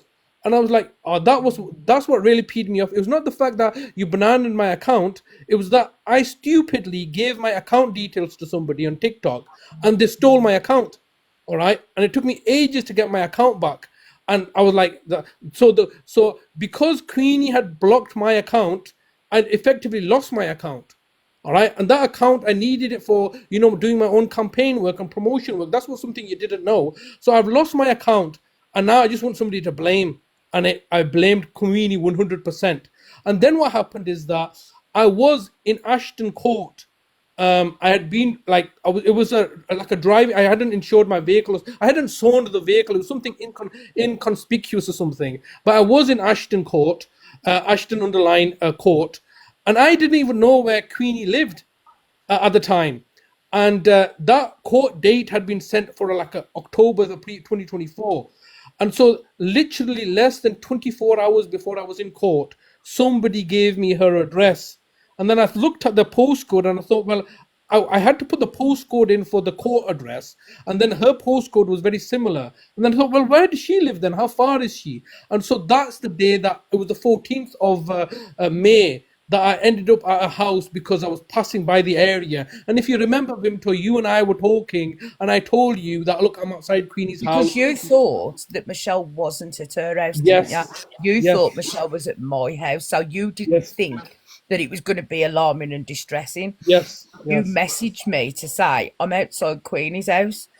yeah. So I messaged Queenie and I said to her, he's saying he's outside your house. And she said she looked out the window and she couldn't see anybody, so she weren't asked.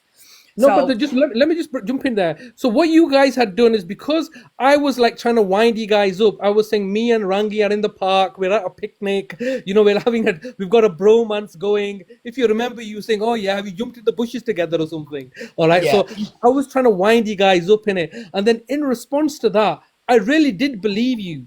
All right, that Queenie had left. Queenie and Dave had left to see you guys, but why wouldn't they? Because you're friends and something like this. And she was telling everybody, I'm really stressed with this, Shazad character. And so, and the thing was, until you recently told me that she didn't travel to you, I was 100% convinced that she was not at home. All right. So, so was the rest of the app. pardon? The rest of the app was convinced of the same, that we'd Yeah, been together that day and we yeah. left it that way. Yeah, because you had met, and I thought, what a stupid woman. She's all about keeping, women safe online, and then because she broadcasts everything. If her dog Snoop farts, the police are on the speed dial. Noxious gases. Please send an ambulance over. Right? She's just like one of those people that's must broadcast everything. So I thought it made sense to me at the time of my thinking that, yeah, she's traveling to see Vimto because she's stressed out, and why wouldn't Dave come with her? And you guys and you were telling me that and you went to such lengths. You told, me and Mark's just preparing the spare bedroom. We're having a barbecue together and stuff. So I was fully convinced. So when I went there, I knew that she was not at home, and it was just for a fleeting second. I parked around the corner, and I made my video, which everybody can see on my page. And it was not to cause alarm and distress. It was simply to raise awareness of people like Michelle Matthews. And and people can hear it. It's not like I'm making things up. I urge you to go watch this video. If you got the messages that we sent between each other for Yes, that day, why don't you yes. put them up so people can see what we were actually doing, like the Vimto, conversations? Vimto, you know what it is? I'm getting slightly ticked off with you now. I'm sorry, mate. All right, because you've not watched this video, have you? It's 50. What do you think the 53 minutes is about? I know what the 53 minutes is about. The It's about I was you going no, to a house. no, Vimto, no. I only was 5 or 10 minutes of the conversation. That's only 10 minutes. That's the end of the video. Most of that 53 minutes is me with my dyslexia reading our messages. Right, okay. But So you've even not. Yeah, no, Vimto. I ain't watched. I haven't Yeah. watched it, but I've told you, like me watching a 53-minute video, I can't even sit and watch films because I can't take it in very well. Like Okay. I've got So the attention Vimto. span of nothing. I know, I But know. So this is the thing: is I urge people to watch that video. Most of it is the whole conversation, our whole TikTok conversation is there. That's what's taking up the 53 minutes. At the end of at the end of 40 minutes of it, it's only 5 or 10 minutes that I'm outside their house, and yeah, that's so it's like the most of that video is just about our conversations, because I know what she's gonna do. Like a white woman like her, she's gonna report it to the police. That video was made for the benefit of the police as well, saying that I've not caused an alarm and a distress. But anyway, can you understand that you just mentioned earlier on? When did we first start telephoning each other? Because we were on the telephone for ages. We would telephone each other hours. it was in April. It Yeah, was it was my birthday on the 15th. I think I started texting you within a couple of days of that, and then we yeah. were on the phone by the end of that week. Okay, and now let's just slow it down now, Vimto. Why did you decide? Whose idea was it to telephone me? And let's just walk through this, all right? Because obviously there's Justice here who wants to know about me and Michelle Matthews' really weird relationship. All right, so let's just start bringing this into the conversation. Why did you guys start telephoning me, and whose idea was it? Right, go on. Michelle wanted to phone you to be able to question you about the stuff with your family and about your relationship with Rangi. Okay. So it started off that I was ringing you and recording the call so that I could send it to her, so that way she didn't have to be in direct contact with you because she was reporting you to the police at the time. So for her to speak to you would have like ruined a police case. So that was why I did it. Why was she reporting me to the police? For doing child grooming and being in a Oh, grooming gang. okay. So this is before I've even arrived outside her house. There were police reports already going in. Yes. And the stuff about Wow. pure Islam as well, and about the babies, because she was saying, he's got the baby pictures up, and I said, I ain't reporting anything to the police because I don't know enough about it. I don't know pure Islam. I don't understand what their relationship is. It's obviously a weird one because he's saying he loves her, she's saying she hates him, and I don't know what's going on with them. So like I'm not doing it. Like there's Yeah. something weird between them two, and I don't want to get involved. So I Yep. tried to steer away from it. And You to know, this try is to what I. steer Michelle away from it, to be honest, as well. Yeah. But if you remember, like you were telling me, like why we put Michelle for Pure Islam's grandson's picture up and stuff, and if you remember, I then sent you the video of where I got them from because accusations were being made that I had Yeah. got hold of her grandson's pictures, used AI to remove the clothes, and then used AI to make him say disgusting things, and then sold those on the dark web. And so that was what the narrative that Naomi Adcock, Pure Islam, was promoting to you. And on the surface of it, it sounds quite shocking. But then what happened is that I released the video, which I've only recently released and then removed, which was where I got those pictures from. And then you said, yeah, I got it now. You didn't do any of this stuff and you've just exonerated yourself. So do you remember that conversation? Yes, because Yeah. what you'd done was, see, you've got a strange way of showing people things. And what you'd done was you'd sent me a video and you'd gone onto Naomi's Facebook. Then you went on to her daughter's. On her daughter's profile, the photos of the child in the nappy were already there. You didn't do AI to them. You didn't change them in any way. You just put them up and said, basically your video was saying, listen, you need to tell your daughter if she doesn't want people looking at these pictures, she needs to make her account private. In between this, at some point, I can't remember how it happened, but I ended up in touch with Pure Islam.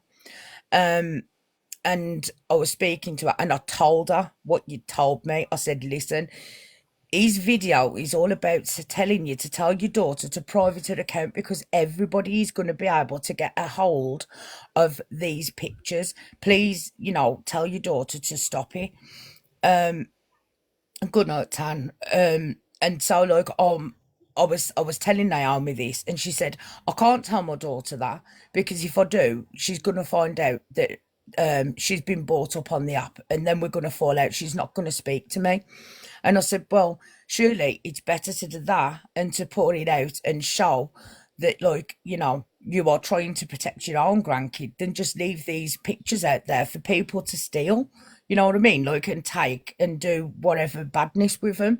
And she was like, no, no, no, I can't. I'm not doing that. She said, you need to ring the police and tell the police that Shazad's taken them and he's done the AI. And I said, no, no, no, no, no, I'm not doing that. And then she said, and if you tell the police that he goes to the park and he takes pictures of children at the park, they'll go and arrest him straight away. I said, listen, he don't do that. I've never heard him say that. It's not come from anybody else. I'm not doing it. I said, you can't ask me to lie to the police. I'm not going to report it anyway, but to lie for badness, no, no, no, no. If somebody's guilty and they are guilty, then yes, fair enough. When it comes to children, it needs to be reported to the police. But you're asking me to do it and lie, and I'm not doing that.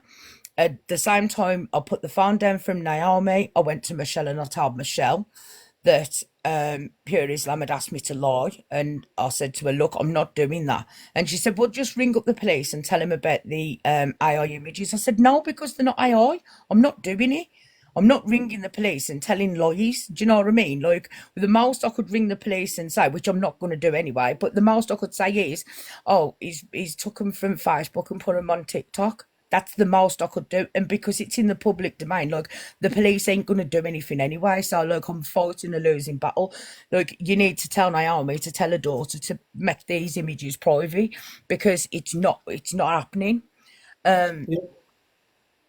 So I mean, that was I just want to come in this, because we've organically come at this point in the conversation, because this is another thing that right now Queen is just banging on about. He's put Naomi's grandchildren pictures up, blah blah blah blah. I just wanted to provide the context of what had actually happened, right? Me and Naomi and Sheikh Faisal and everything else, we had a big bust up in January, where then subsequently Naomi had taken it to the real world and contacted my brother's care home and Bradford Council and raised safeguarding alerts for nothing, because I outed her or we had a dispute or something. And then coincidentally at this time, Sheikh Faisal was, looking to do a deep dive on me. And these people are, another bunch of TikTok trolls. I've never met TikTok trolls before. I didn't understand. So I was a bit naive to the whole thing. Naomi Hancock, Pure Islam, is a proper apex troll. And so what happened was that I did not have access to her grandchildren. If you look at my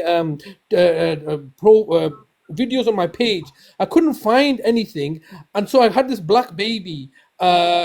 Just basically a picture of Naomi Adcock's. I didn't even know what Naomi Adcock looked like. I knew nothing about her, and I just created a picture of her profile picture, which is the Terminator, and put a thank black you, baby Freya. there. Pardon?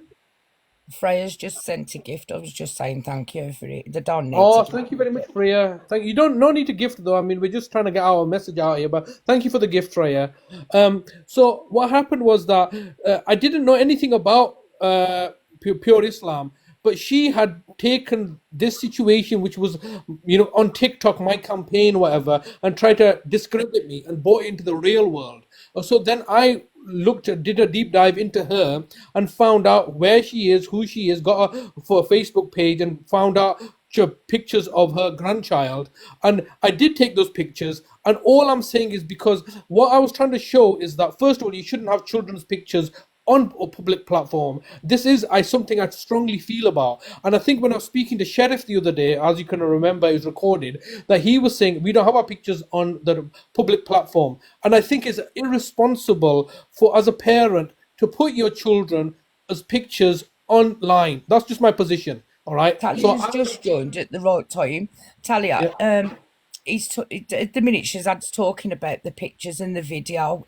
He's not putting back up. He's just explaining it. So, if you hang around, you'll understand the picture thing now in the video. Sorry, Yeah, go on. okay. Yeah, so what had happened was that she had put her picture there and she had been targeting me. So everybody knows what it feels like to be targeted and bullied by Michelle Matthews. But I was being targeted and bullied by Naomi Adcock, Pure Islam, who had taken it a issue. And she's a very strange character. And so what happened was that, so I couldn't get through to these people. How do you get through to TikTok trolls? I just didn't know. And I'm obviously, at the time, there was a whole, baby AI things going on. So all I did was get these children to say, look, Naomi Adcock, you're being a bad, guardian. Don't go around becoming trolling people, because there's real life consequences. All I was trying to show these people is that, your parents, guardians of vulnerable people, and then you're coming on TikTok, and then you're coming to troll people, and it can have real life consequences. That was the underlying message, but these people are just too dumb and stupid or too arrogant to see anything. So that's all Thanks, I did. Gav. Take the pictures and tell them, Granny Naomi Adcock, please stop. All right. And she didn't stop. And then when I told you about this, you said, look, Shaz, don't release this video. And I listened to you, and I didn't release that video, did I? Because you had then the evidence of the lies, because they just slander, lying. She going, oh, he's come, he's stolen my stolen my daughter's picture, grandchildren's picture. He sold them on the black web, and this and the other, lie upon lie upon lie. And at that time, I did not know how to deal with these slanderous lies, and I just wanted her to stop. So that was my way of saying, just stop lying about me, because I was being subjected to being trolled. So all I did was I said to create that video and put it online. The Don't forget, baby. at this time as well, like, what I don't know whether you realise is Naomi and Shell, they were in contact as well. Yeah. And they were fueling each other's thingy. Now, I'm going to be honest with you. I've never said this publicly before, but I don't like Naomi. From when she asked me to lie to the police, I've never liked her. I don't speak to her. If you ask Shazad, from as long back as he can remember, I blocked her because I couldn't stand her voice. I can't stand the things that she says. I can't stand how rude she is, how she tells people to shut up, and she asks questions, but she won't give the people time to answer. She just backfires questions one after another. So I don't like pure Islam. So I tried not to speak to her. And I remember Shazad saying to me the one day, unblock her for me, be a friend for me. And I was like, no, fuck off. I'm not doing it. Do you know what I mean? Because I can't stand it. I just can't stand. She phones me about 50 times a day. I'm cutting her off. She's ringing me off private numbers. She's an absolute frigging nightmare. And so, I stopped talking to her and Shell were talking to her. And I just said to Shell, listen, you speak to her then. Because she was saying to me, oh, tell her I'm busy. Tell her I'm doing this. And I was like, no, no, no, no. I'm not doing it. I can't stand the woman. You tell her. And so, like, at that point, I'd stopped talking to her. And I refused to answer the phone to her anymore. Well, Vimto, it's heartbreaking for me to listen to these things that you're saying Oh, because no. this is the woman I love. My first Yeah, but you've ever. got a new love now. I've got a new one. I've moved on from, but you never forget your first love, do you? No, you And don't. Naomi Adcock, Pure Islam, it was my first troll that I fell in love with. I've now moved on to Michelle Matthews, but I tell you, mate, Michelle Matthews is nothing compared to Pure Islam. Right? Pure Islam will always be number one. I'm sorry, Michelle Matthews, if you're listening, but my Pure Islam is number one always. Just she doesn't like talk to me and stuff, and I'm like I've got like nobody else to play with. So now I found a new love, which is Michelle Matthews. But it's very hurtful the things that you're saying, Vimto. But I understand you don't like her, and that, I can't force you to like her. But I think the key point that we want to highlight here is that Michelle Matthews was always, she knows where I got those pictures from, doesn't she? So she was, Michelle Matthews is fully aware that those pictures are not AI. Like I've not done AI generation on them or remove their clothes. They're not illegal or inconspicuous or anything like dangerous. But she likes them. What is it? She likes to sensationalize things, and it's sensationalizing, isn't it? Oh, Shazad's got pictures of naked pictures of babies. All right, of Naomi Adcock's grandson, and make me out to be the bad guy. Only as recently as a couple of days ago when she was telling Sheriff this stuff. You don't know the context, you don't know the background, and you want to just sensationalize things. So anyway, so those are. I just wanted to jump in regarding these pictures, AI pictures and stuff, and how where Naomi Adcock fits into the story and the narrative. That this is when Naomi Adcock has made these allegations, try to coerce you into telling the police about it, forcing you to tell lies. All that's kind of disappeared. So then what's happened is I've ended up at a house, made those recordings, and then told you about it. But then what got me was we became closer after that event, didn't we? When I told you that I've driven to her house, first of all, guys didn't even believe me. But then afterwards, she rang me up and we got really cozy together. So can you explain that to me? Yeah, thank you, Freya. Honestly, guys, thanks for all the gifts. Right, what happened were you sent me messages and Mark messages while you thought Michelle were at my house, saying that you were at her house, and I was like, bull, I don't believe it. I was like, no, you're at the park with Rangi being in love. Shut up, you idiot. As you know, you've seen the messages like we were Yeah, sending to yeah. each other. So from that then, I messaged her. And I said to her, oh, he's telling me he's at your house now. Do you know what I mean? Like he's sitting outside making a video or something. And she was like, the little bastard, he better not be. And then she went out to look. And she said, no, he's not. I said, I can't see him out there. And so like, I know, we're like, well, he's saying he is, and you know what he's like, he's a bit weird like that. I said, and if he is, I'm gonna wring his neck for him because, like, you've got to remember the things I've just said to you about Natalie. Like, I were absolutely furious, but I didn't let on to Shazad that I was furious because he'd loved it, and I know, like, I would have loved it. You're right. At this point, we were all kind of frenemies. We were all on the phone with each other. We were all on the phone together. We were all, because by this time, Michelle didn't care about like the police thing anymore. Like she wanted to talk to him, she wanted to ask him herself because what I was sending weren't good enough. So she did. She rung him herself, she was on calls with him, and she'd get up the next morning and say, "Oh, I spoke to that little bastard last night. You ain't gonna believe what he's been saying to me," and like she'd just tell me like bits of what was said and stuff. I didn't get recordings like I sent her, do you know what I mean? Like it was just what apparently he'd said. And why would I not believe her? She's my friend. Do you know what I mean? Like my best friend. Like literally, I believed everything she said. Of course I did. Why would I not? And and at this point, Stell had been and brought his big fat horrible self into our lives because he'd come onto a live of Shazad's, and he came in and he was saying to him, and he was saying to he was saying to, oh God, Shazad, he was saying, listen, I've lost my train of thought. Tell me where I was at again. I'll just tell you because on the 9th of May is when Stell came. Pardon? I keep losing my train of thought. No, that's Stell. He came onto your live and he was sticking up for me and Michelle. Well, for Michelle mainly, and he was saying to Shazad, "Oh, you being racist. This ain't a summit uniform. It's a royal something uniform, and you thought it was a different uniform, and he was calling you like a Nazi, or you were saying like it's a Nazi uniform, and he was saying no, it's not. It's this uniform. You live in our country, you take our benefits, but you don't even know." And you were like, hold on a minute, fella, you've only just come in, mate. Like, what are you on about? Listen, I made a mistake. I'm sorry. You apologised to him at that point. And he was saying, Michelle's done all this work. She's provided this evidence. How dare you question her? And this, that, the other.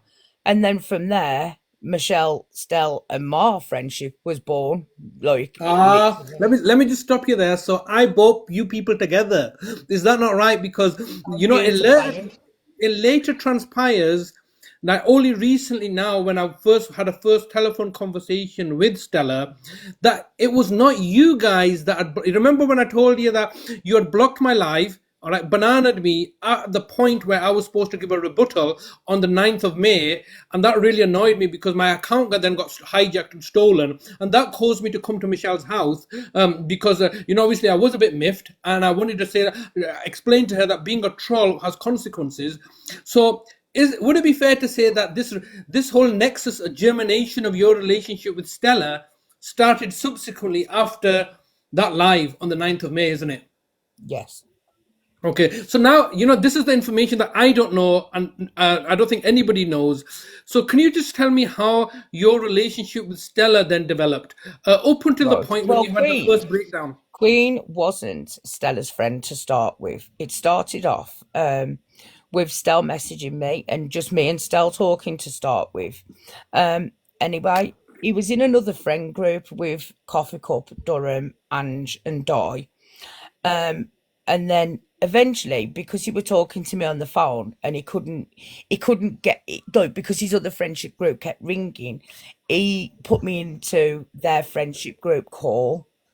And so I went into that group call, and from there I had a different friendship group. So I was in with the friendship group with Coffee Cup, Durham, Di, and Ange, and Stell. But I was also friends with Michelle away from me.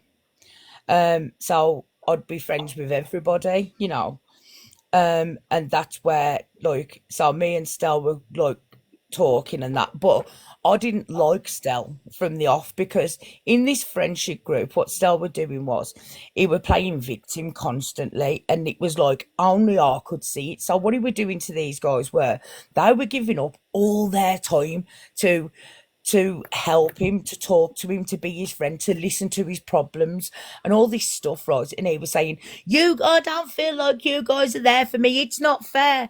And so, like, I had enough in the end. And on the call, I said to him, shut your fucking big fat horrible mouth, you. I said, do you not realise what these people do for you? They're giving up the time. They're not spending time with their own children because they're constantly on the phone to you.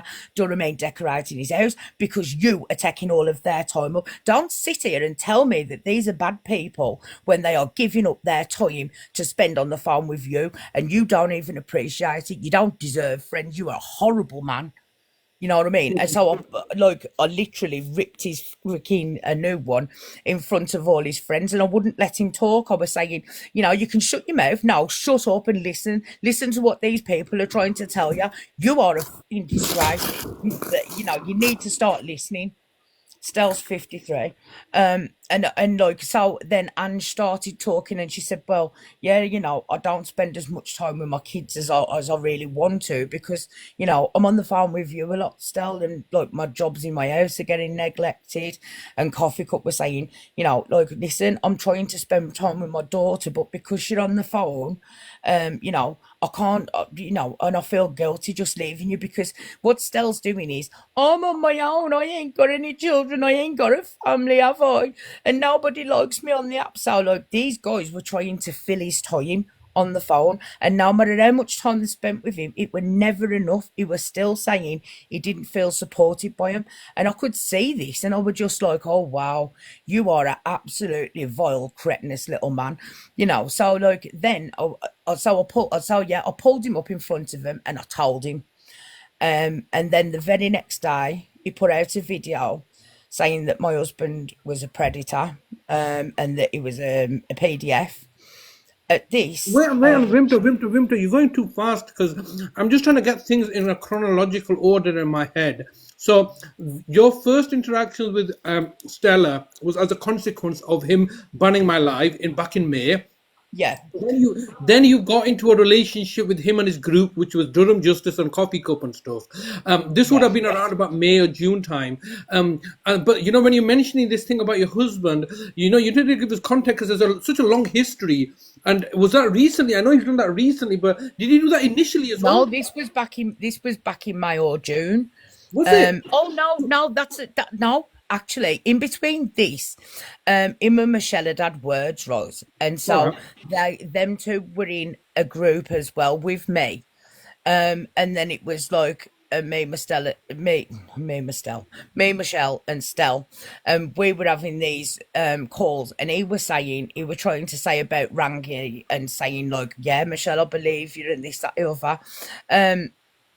And then they had a fallout. I can't remember what the fallout was, but Do you remember when it was? Do you remember when it was? Yeah, it was the beginning of June, I think.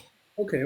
And they had this fallout, and it ended up with Michelle ringing the police on him at that point as well. And in response to him putting up this whatever he'd said to her and that had made him fall out, she rung the police. Now the very next day I'd blocked him, I weren't talking to him, and he was ringing me on my normal number, not my WhatsApp, on my normal number, and he was saying he was leaving voice messages. And I went to Coffee Cup and I said, you know what? I've blocked him. He's still fucking ringing me. I'm sick of this guy. I'm sick of him. I wish he wouldn't fucking talk to me. I don't like him. Which made Coffee Cup ring him and say, why are you ringing Vimto again? Why are you harassing her? Leave her alone. I've said to you not to fucking ring her and stalk her and harass her. Just stop it, Stell. Leave her. She doesn't want to be your friend. You can't force it. And Stell was saying, I'm trying to tell Michelle that the police are coming to her house. Somebody's reported her for something and all. Anyway, so then he put the video out the very next day about Mark. That was the first time he ever put Mark out as a predator. It's the one on his page where it says, oh, look, here's Vimto and Bubbles. And then he starts talking. That was at the beginning of June. Vimto, sorry to interrupt, but for me to get things right in my head, I just need to have a time frame. So when exactly did that was Stella the beginning put out... of June, that was the beginning of June. Yes. So at the beginning of June, so literally you've been in a relationship with Stella and this group for a month, and the relationship's already broken down because he's accusing I didn't like the way he was treating people, and he was saying that like they weren't supporting him and they weren't giving him enough time, and that they wouldn't come into lives and defend him against Claire and stuff, but they were doing all of that.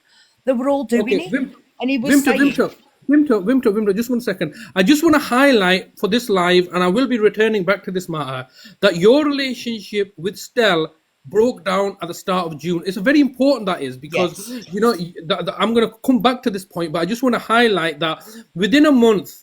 You've already he's obviously engaged with you initially because of him stopping my live. I'm the cause that created this situation where he could come into your live. He's then obviously approached you, and through you he's approached Michelle Matthews. But by the start of June, I just want to highlight that relationship had broken down to such a degree. Remember, this person's only known you for less than a month or a month, where he's making false allegations against your partner or husband to the most extreme that your partner and husband, is like a whatever he said within a month.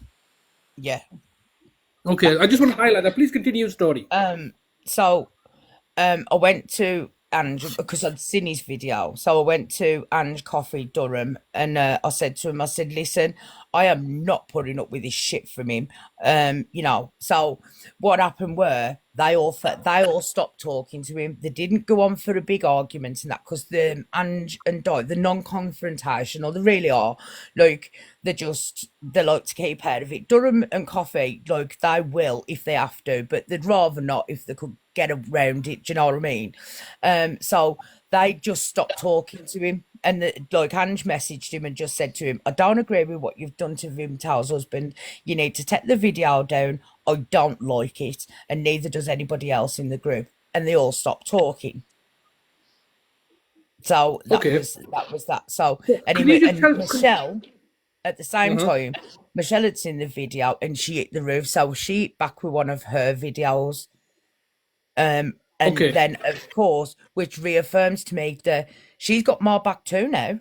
Like, I'd had her back with all this stuff. So to me now, she's sticking up for Mark and she's saying to Stell, you're a shitbag. You ain't doing this to Vimto and Mark. They ain't done anything wrong. And so I'd got her back with Rangi. She got more back with Stell and all was good in our life. So now we need zero evidence at all from Michelle to convince me of anything, to convince me what you are apparently like, Rangi's apparently like. So at this point now, we've got each other's back. It's me and Shell against the rest of you lot now. Okay, let me just take a break there. Take a break there. We'll just continue with this. I just want you to take a breath, take a break, because this is quite an intense moment in the conversation. I would just want to remind people that what Vimto has said here regarding a friend Nat, all right, and how the circumstances, her best friend was unalived by her partner, by effectively being in the bushes and stuff. And that was over 13 years ago. Then all of a sudden, some Pakistani guy, weirdo, me, is parked outside Nat's house. And can you understand how horrific that would have been for Vimto herself? Because it's no longer a joking matter. It is something quite serious for her because she said it's not something that's like you watching a movie that it could happen. It literally happened and destroyed her whole world. All right. And she would do everything. And she had been doing everything for her friend, new friend, Michelle Matthews. And the allegation now being made by everybody is that, she didn't call the police. The easiest thing for Vimto to have done there is just ring up the police like everybody else would have stated. But the reality is that she was knowing the fact that the police don't do anything. I'm just trying to highlight that. Can you imagine what Vimto would have perceived my visit to Michelle as? Because she doesn't know me.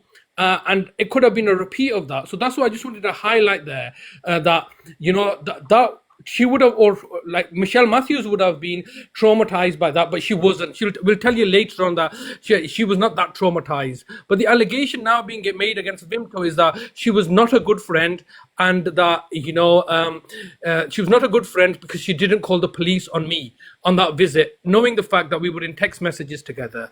Then the story pivots to the Stell fella and how they had made a friendship group together, and how then once again Vimto now is being targeted by Stell, and Michelle has got her back.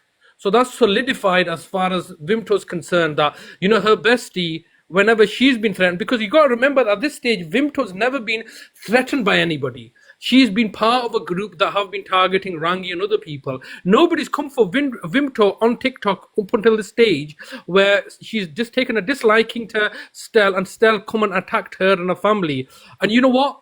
Her besties come to the rescue. Michelle Matthews has come to her rescue and like effectively, got her back there. So in her mind, she's thinking, well, this is. You just heard her say like, all's good in the world. I've got my besties back with all this Rangi and all this weirdo Shazad stuff, and she's got my back with this Rangi guy. So that is solidified in her mind that look, this relationship, our sisterhood between Vimto Bubbles and Michelle Matthews is strong now, and this widow Stella is the cause of the problem. So I think that's where I just wanted to take a moment to just highlight that. Vimto, before we get back into the conversation, I am in regular contact with Stella, who's messaging me privately. And just hold on 1 second. And he's saying, I just wanted to, while we're on the subject, he said, she's not telling the truth. So he's saying, she's missed a high part out. Ask Vimto about when she was asking me to spy on Rangi for her and Michelle. And I just said, let her speak, mate. And she said, a bit like you, the attention was being diverted from my group and Claire onto getting a bigger gang against Rangi. So I think he's just asking. So while we're on the subject, he's trying to. That is true. In fairness, that is the truth. He is telling the truth there. We were saying to him, like, he come in about the Rangi thing, and he did. I did ask him to go and spy on Rangi. Why wouldn't I? Because for me, at the start of this, before he put this video out, he was a friend. I just didn't like the way he treated friendships, because to me, here are these 4 people that have been really good to him, and he's shitting on them and saying to them, "You don't do anything for me. You're not there for me." And I'm like, hang on a minute. I wish I'd got one person that'd do that for me. You've got 4 of them, and you're treating them badly. So that's why that happened anyway. Okay. But yeah, I did ask him to spy on Rangi. I don't understand. I'm a bit slow on this point. I don't understand why he's made this point. Basically, you were asking Stella to spy on Rangi, somebody who you knew. I was asking everybody to spy on Rangi. Yeah. So what's wrong with that? Why is he making? Why does that need to be highlighted? I don't understand why. I don't know. Well, it's a bit strange for me, because the reality is that me and Michelle had asked you to watch him and say it. Do you know what I mean? We'll get to that. Vimto will get that. That's in October, so we're right now in June. No, we asked you to spy on Rangi as well, like, because we weren't always like at this frenemy stage, were we? At one point, you're right. We were just mates with each other, all of us, and we were saying to you, well, you watch his live, you watch what he's saying then, and then watch this video exactly like the way it had started with me, and you were doing it to start with. You didn't do it and just take a side to start with. You went remember? I remember that was in April, because I said, look, I'm on the fence, and you were trying to say you can't be on the fence. If you know he's a wrong-un, then you're a sympathizer for a wrong-un, so you can't be on the fence. If you remember, that is how our relationship started in April, because I was telling you I am on the fence, I'm not sure about this guy, let me give me your evidence, and then eventually you said, look, no mate, you can't be on the fence forever. You've gonna have to decide. Yes. And then I told you I've chosen my side, and it's against you guys. Yeah, you did. So that was, so that we were clear about this. So I'm just failing to understand. In your world, in your group, Rangi and his group are the really wrong-uns. So why would you not get Stella to spy on him? I don't understand what the point he's making, but I think he's just distracting us. Let's just continue with your relationship. Yeah, let's just carry on. So before you jump back in, I just want to tell you from where I was. So towards the end of May, or towards obviously I've gone to a house. I think the relationship is really like sparking up. We're telephoning each other every night for a couple of hours. You, me, Michelle, even me, Michelle on our own, and we're developing this like what I would classify as like flirtation, because we're making videos for enemies. That's right, and it's developing. And then eventually, I tell you what happened. I think in June, you were not believing me, because I was telling you I was outside your house, and this was in May. By June time, you're like, nah, he's just lying. You were asking me all like, what was the garden like? And I said, look, I've made a video. And you're like, no, we don't believe you. So then this is where the relationship between me, you, and Michelle broke down. So in June, I got sick of it because you're not believing me. So I said to you, hey, Vimto, take a look at this YouTube video. It's private, but go to this, like, so I showed you the video, and then The that link. made your jaw drop, right? So a couple of months, about several weeks later, you found out and you contacted Michelle. And then she sent a voice message. And she said, "Tell that little bastard, right? It just like we're gonna call the police on him." And that's when my relationship with Michelle broke down on the telephone side. But we were still sending each other messages through like these little pranky videos, and then eventually got to Yeah, a and point then where, but it started to get like to the point where you were like going, as far as Michelle were concerned, you were taking it too far. And then yeah, to stop you doing that, I started making, because I can't make AI videos like I've told you guys. yeah, I went on to CapCut and I just put Shazad's picture on there with a little girl saying like, "Oh, you're a big fat pig" or whatever. Like just stuff like that. So as that yeah, he would lay off Michelle, and he would, so I was stepping in between that so yeah, to protect her from him. yeah, And then Shazad went onto Facebook and found all my pictures and stuff, and then he made a video with that, with a commentary. Like, I didn't even watch all of that because, like I said to you, I can't concentrate for that long. But he made his point, and then so from that, I went back and I did private everything. yeah. Because I So remembered what he'd said to me previously about Naomi. So I felt like he's just doing that to say, listen, I can get to your pictures, but so can everybody else, private up your account. So that's what I did straight yeah. away after that. So let me just since we're on this topic, what had happened was that I was just focusing in on Michelle Matthews because of this weird relationship that she has with Rangi, and then there was you. I would like. I always felt that she was always like I had to go through you to speak to her, like her agent or secretary and stuff, and that really annoyed me and stuff. And then like you were.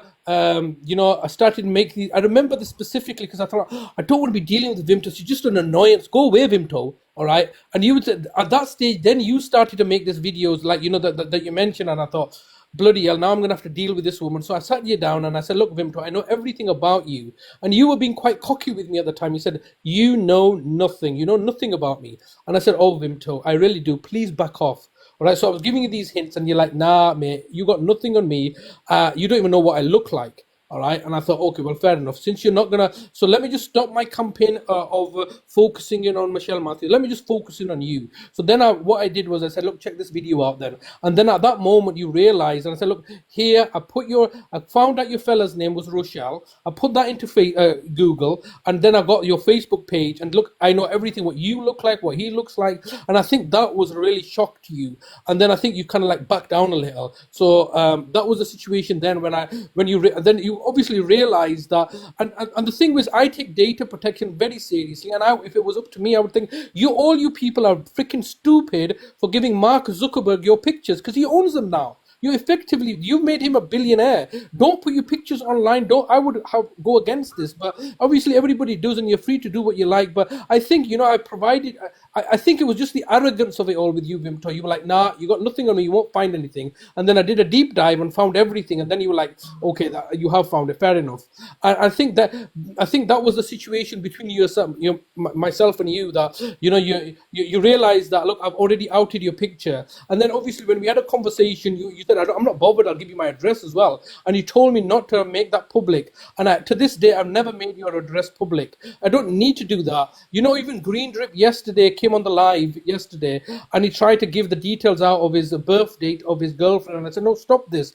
I don't want people to be. So please, can I take a moment here? Please, can everybody stop doxing each other's addresses and giving out personal information? Because it puts people. It causes them alarm and distress, and it's not necessary because then it goes into the real world. And all I wanted to do was just back off, Vimto, and I got you to back off. But then what happened was that so that restarted my videos, these flirtatious videos with Queenie, and eventually when I told you that this is the video that I did of her house, so there's no disputing this. So really, I was forcing this video on you. You guys didn't even want to believe that was. You only give me a 10-minute snippet though. Yeah. The thing you weren't there, like it was just the 10 minutes where you were outside the house. Yes. And then I didn't scream And you were mortified or anything. and you restricted the access again, so I couldn't get to it then. So I'd found Michelle and I'd said to her, "Oh my God, he's not even lying. He's been outside your house, the little bastard him." And me and Michelle were like, at that point then, yes, we started to panic, and like Yep. probably more so me than Michelle, Yep. because like of what I've been through with Yep. Natalie. Yep. Michelle was like, "I can't believe he's got the fucking nerve," and we were Yep. talking and we were like, and then she kept coming on then after that, and she was saying, um, come back to my house, come back to my house. But previously to this, she had been inviting him to her house, and she was saying, "Come for tea and cake." All she was being sarcastic, but nonetheless, whether she likes to admit that or not, she were inviting him there. Do you know what I mean? Like the fact that he turned up and called her bluff to make that video. Well, I mean, hopefully he was hoping she would realise, but it didn't. It made it worse. I It know, does, and like, if you you listen to know. the video, I'm literally begging if you because nobody's taking the time, 53 minutes or even the last 10 minutes. I'm literally on the video begging her. All right. And what you don't know, there's Neo Anderson in the room as well. Neo Anderson wrote to her back in February, March time with a cease and desist letter. Please stop, Michelle. Please stop. And if, like a normal person, when somebody tells you, please stop, all right, if you stop, then none of this would have happened. And so it was necessary for me to go to her house and say, look, you didn't stop. You had the option to stop in February when Neo Anderson wrote to you and said, look, please stop this campaign against us. That backfired big time on Neo because like a normal person would have said, okay, let me just think about this. I'm actually endangering my own self and my own family here because they know where I live. Let me cease and desist, as we were politely, or as Neo was politely explaining to her. But Michelle, being Michelle, she's such a psychopath. She just upped the gears and tried to do more. All right, and so the She other tried to conflict. bait you to come back is what, like, initially the reaction to it, where she found the police and she told the police. But the thing that Michelle does is she wants it both ways. So what she does is she'll ring the police and then she'll come on TikTok, show it and talk about it. And she was saying to him, come back and I'll put you on a fucking skewer, you big fat baby, or whatever, and all the other stuff that she was saying.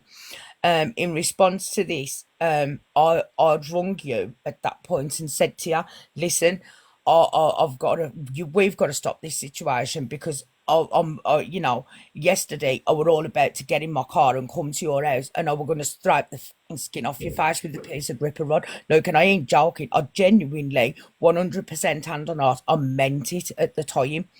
And the You're videos such an weren't idiot. Whenever stopping, Vimto, you whenever you know. get like that angry, I just start laughing. I don't know what it is. I Like know I you can't do, take it but seriously. like because you don't see the serious side to it. You like with the hunting team and that you didn't see the serious side to it, like, and like that's down to the I think like maybe the way you were, the way you are, the way you were brought up. I don't know, but like you genuinely don't see the danger in that stuff. And for anybody, if anybody said to you they're going to come to your house, you would just laugh because you think that like. I don't know what you think, but you don't believe it's true at the time. I know you don't. No, even if you come down, if you let me know beforehand, I can get something get you a cake baked or something. You understand? I don't understand what the look. Let me just. We're at this point Well, I'll here. come for Like tea and I just cake if you want. I'll leave the okay, all ripper on right. phone now. Yeah. Okay, I just don't understand why people need to resort to violence. That's what I just don't comprehend. Because like I Because said, you I know just the hurty words. You know when I've said to you before, "Oh, hurty words." What does that do? Make it doesn't make yeah. anybody feel better. But if you can physically put your hands on somebody and kick the living fucking daylights out of them, you feel better for that. And But I've this is made the no thing, and you know what secret is about the fact like we're not I gonna have that. Um, Vimto, we're not gonna stick on this no, crazy no, no. psychology Listen, here. Yeah, no, we're no, gonna no, no. move on. But all I And would just like because to say is I that just want to say for people, um, you know, um, like I have Sorry, sorry, I was emotionally just gonna. unstable personality disorder, right? So I act on emotion. So when I feel something, the first thing I do is react to it. I don't get upset and I don't do crying and stuff because it solves nothing. Do you know what I mean? And the problems are still there. But I react on what I feel at the time, which is Yeah. I'm trying not to. Of the last 3 weeks has taught me a lot. Do you know what I mean? And I try not to do that, but nevertheless, it still gets to me at times, and I Yeah. can't always be held responsible. Well, I can because I should be in control of it, and I'm not. And But no, I hate that about myself. okay, But okay, but just let me just jump in there. I think Valerie is here as well. This is the reason though I didn't want you to apologize to Valerie before we had this conversation, because you've clearly stated that you have a like emotionally, I don't know, this disorder, or where you get very very angry, and you got someone like, I think it's not just you. When you project out, we like to find people that are like ourselves, birds of a feather stick together, and you know what you're describing there, like emotionally reacting with anger and rage. The only person I've known that does that is Michelle Matthews. She's also very much similar. So you've got somebody that's very similar to you in that regard. So you can understand that. I couldn't understand how you would be besties. I'm just trying to get it into the people's mindset. Why? You would just have such a good relationship with her. You're quite similar in the regards that you go off the handle and she goes off the handle all the time. yeah, And when you guys go off the handle, just me, I can't stop laughing. You got me in stitches. You know that Stella fella. He goes off the handle too. And like he just like Stella. I can see him building, bubbling, and then he just explodes. Like for me, I find that so hilarious, and that's one of the reasons that I like to roast people, because you rarely get me to that stage. And some of the times that you have got me to that stage, like for example, the other day with Sheriff, and the other day with the Neo, what is it, Negotiator and stuff. I'm like ashamed of myself. I'm thinking, why did that allow to me to happen? I'm like trying to regulate my emotions and stuff. But that's so something else we need to talk about as well. The stuff with Negotiator and Daddy. yeah, we will get around to that. We will speak about that as well. But at this moment in time, I'm just trying to say that how did our relationship initially end then? Because that call is recorded where I say to your Vimto, look, if she doesn't want to speak to me anymore, because what you advised her, you said, I think this was the case where you and I were talking, and you realized that this guy just wants attention. So you even advised her initially, look, in order to stop him, just don't engage with him. Let's just break contact. And initially, she refused. So she was continuing to make contact because you would advise her, look, this guy's a bit of a narcissist. He's like, he just wants your attention. The best way to deal with him, because it got a bit too real, didn't it? And so you were advising her to stop, and she didn't stop. I She told you that continued. as well, didn't I? I said to Yeah, you, I said, all that will happen is if you keep doing this, we will ignore you. We'll block you and yeah, ignore you. And you were yeah, like, that won't bother me. I'll just carry on forever. And I was like, yeah, but we won't see it. So there'll be no point to shut up. yeah, And like me and you would come to that thing and you were trying to guide me into some more. And I was just like, yeah. no, I've had enough now. But Because I but felt myself in a situation where I would do something and I didn't want that. So what I did was I had to cut you off. but what I'm trying to say here, you cut me off, but Michelle Matthews didn't. All No, right. well, no. And she re-engaged with me, and I was like, oh bloody hell, Vimto, you've got my number here. Please, like, I was panicking then. I tell you the truth, I was panicking then when you got my number. That, oh look, we're just gonna ignore you. I thought, bloody hell, man, I'll have to make more videos to entice her. So you actually withdrew. But then me and Michelle started making these like cheeky videos towards each other, and so I thought, oh, bloody hell, I've got her back now. All right, and then what's actually done it is that when I actually gave you the video of me driving to her house, that was the final straw. She stopped contact with us completely. And then I've lost my narcissistic supply there. And then eventually, you and I had a conversation. You said to me, look, we're not going to talk to you anymore. That's it. And I said, well, if you're not going to talk to me, I've got no reason to talk to you, Vimto. Then we went our separate ways. And I just wanted to finish here how my relationship ended with you guys. So in June, I continued to make some videos. She continued to make some videos.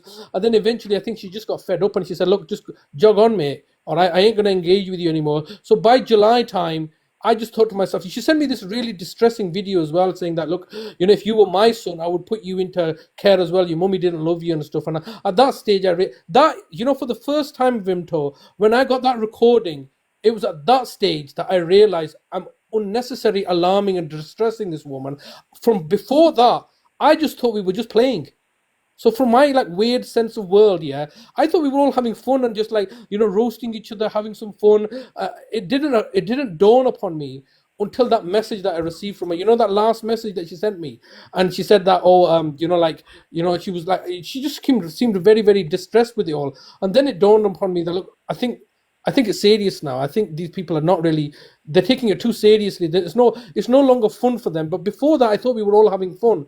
So at that stage, by August, I stopped. Actually left TikTok. But then you know what? I was really No, heartbroken. before you left TikTok, all that happened with Negotiator and that. Yeah, I know it did. We're gonna come back to the negotiator stuff, but I just wanted to get everybody. We're gonna go over this Plus, stuff. at this point as well, this is where Jodie enters the scene. Yes. So July, August, so what's happened is that I personally thought in like my weird sense of world that we had like a special friendship, all three of us, where we are like arguing, making videos with each other, and like doing this like where I'm trying to wind her up, she's trying to wind me up, and we're roasting each other. And then I stepped away.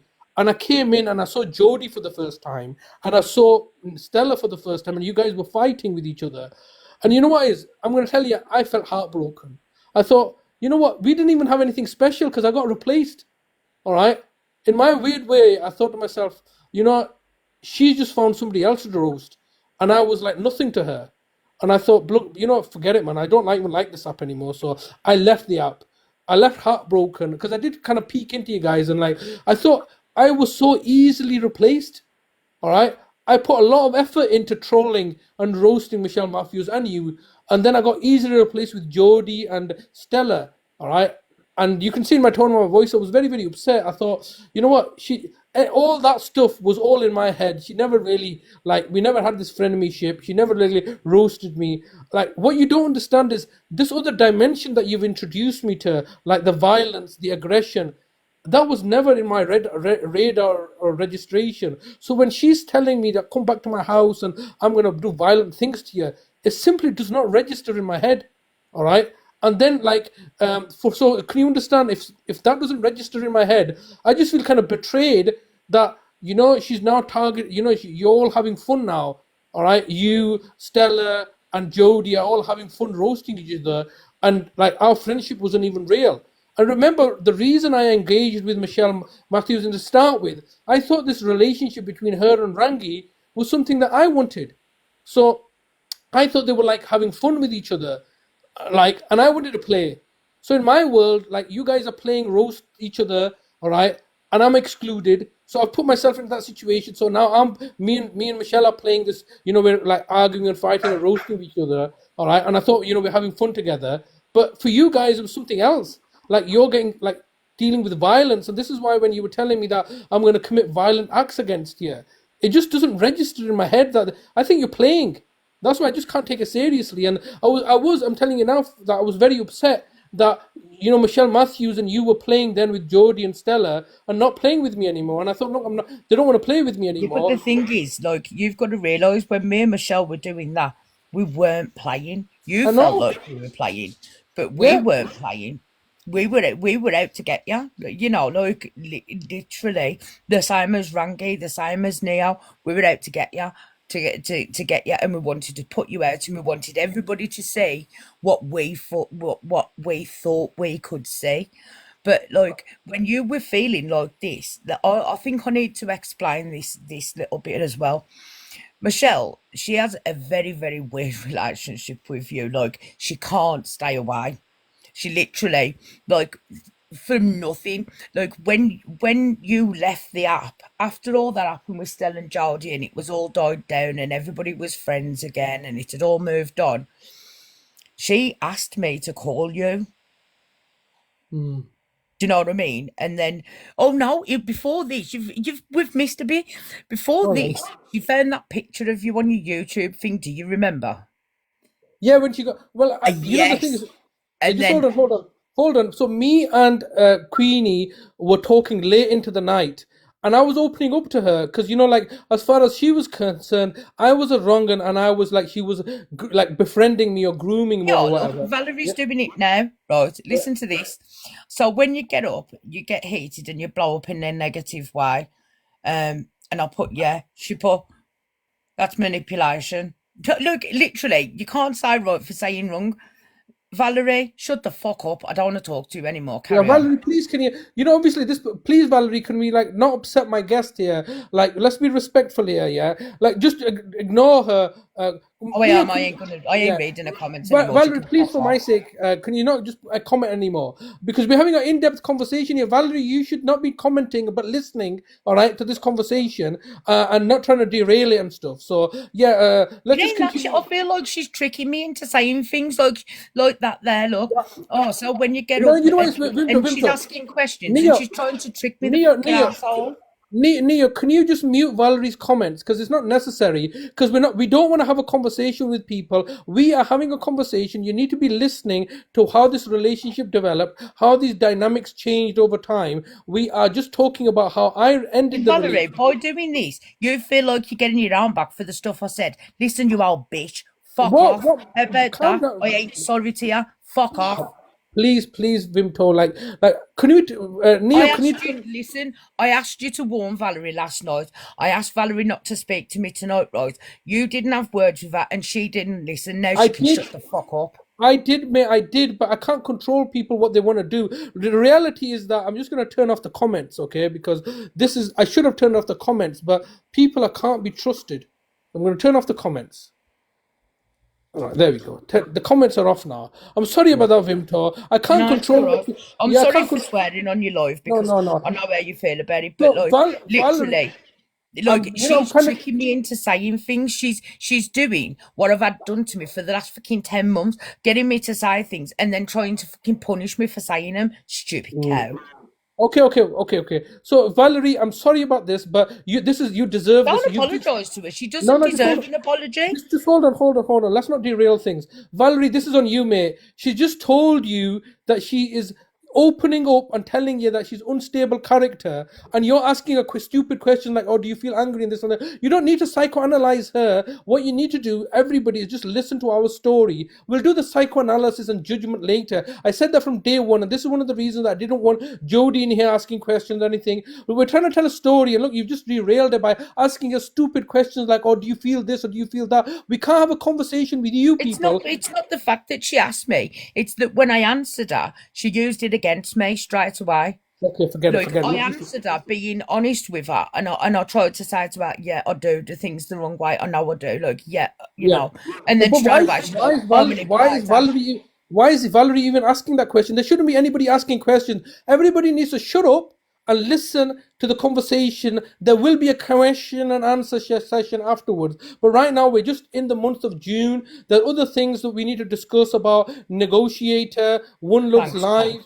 Yeah, but I just wanted to say that this is how the relationship ended. Vimto was on about how my picture came up because I just wanted to say that what happened is on one occasion, me, Michelle, and her fella Dave, we were talking, and I thought I was kind of disappointed with Michelle Matthews in the deep dive that she had done. It was just complete rubbish.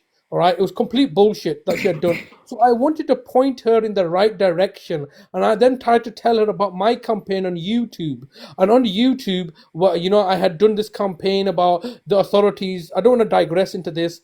And so she had got that picture after I had sent her to my YouTube channel. That's where she got the picture, and that picture is with me and my mum. All right, just hugging each other. And so she's clipped my mum's picture out and just got that picture of me. But before that, she had found my picture on TikTok where I was coming into the room and she was complimenting me and saying all these, nice things about me. Because, from my perspective, she goes on like hating me and like, but she always like kind of likes me as well. So there's very mixed messages.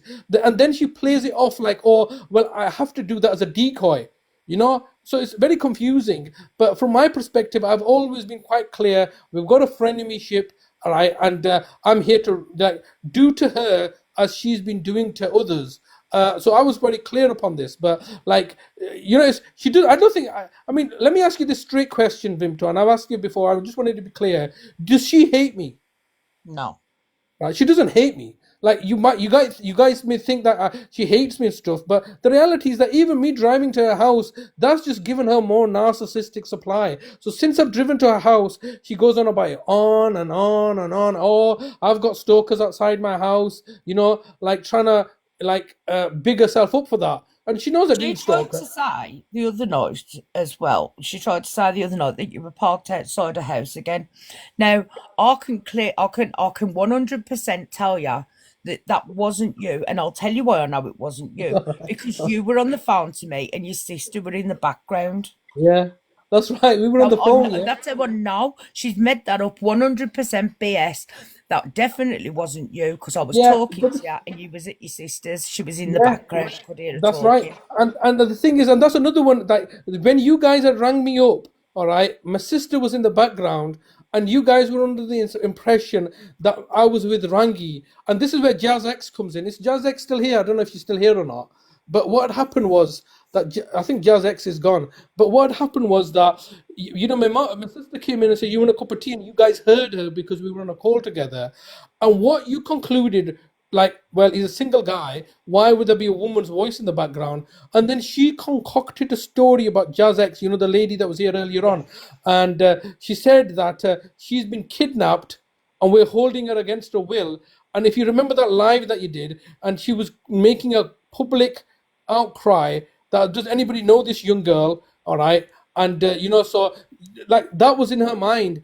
That was a whole live. She did a whole live on Jazz X, all right, Yeah, being no, I remember. I was groomed there. by us and held against me and Rangia holding her and kidnapped her and stuff like this. And you know what the funny thing was?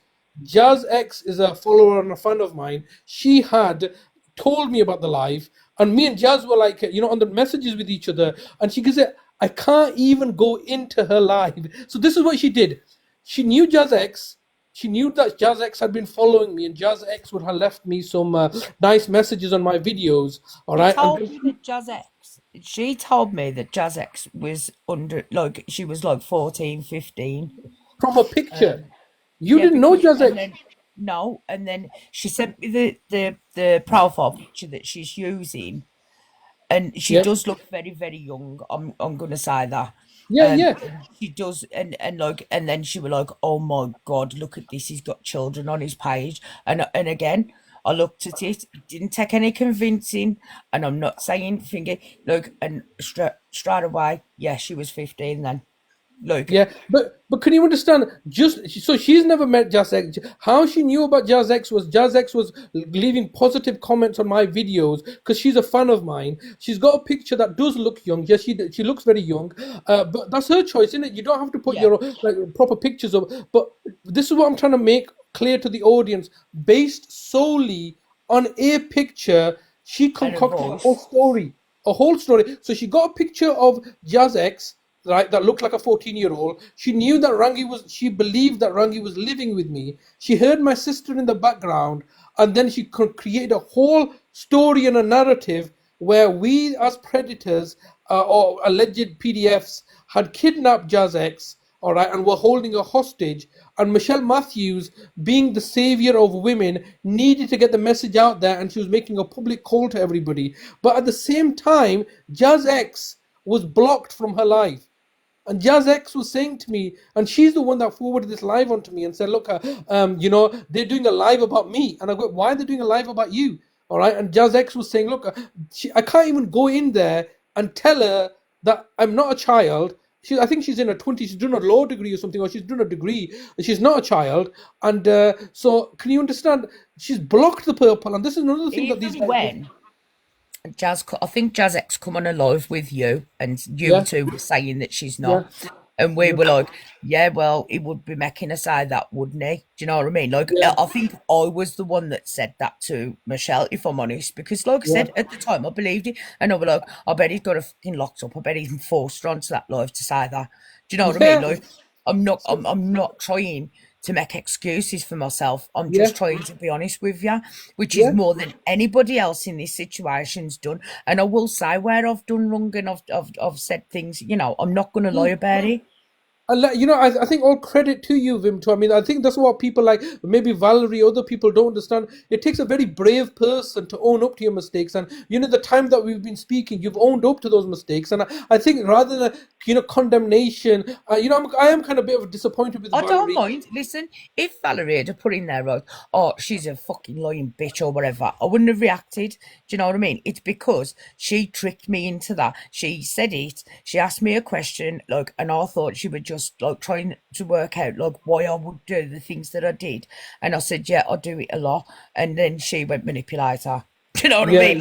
yeah. I mean, And that's maybe, why I look, reacted. It this is weren't another thing. because Vimto, this is another thing as well. Maybe she meant something else. I always try to give people the benefit of the doubt. So, like, I the know you reality, do.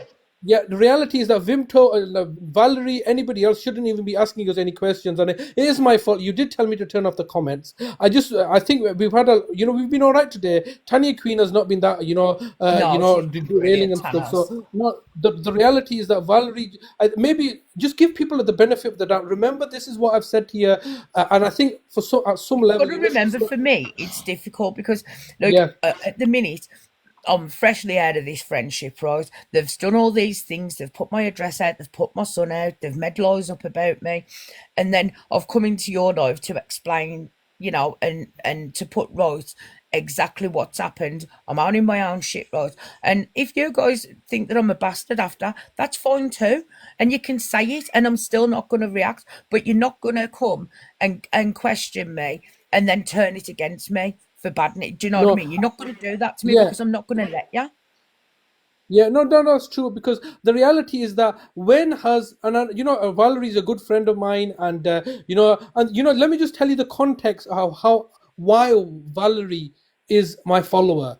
Do you know this? And I think you'll find this very, very interesting. You've told me before, Valerie, and have that's I why told I you this lied off before? her. Yeah. I lied off So her because you explained it to me, and then I said to you, I'm not gonna do anything. I just won't mention her anymore, and I okay, okay. stopped. Well, all right, well, you tell me why is Valerie my friend?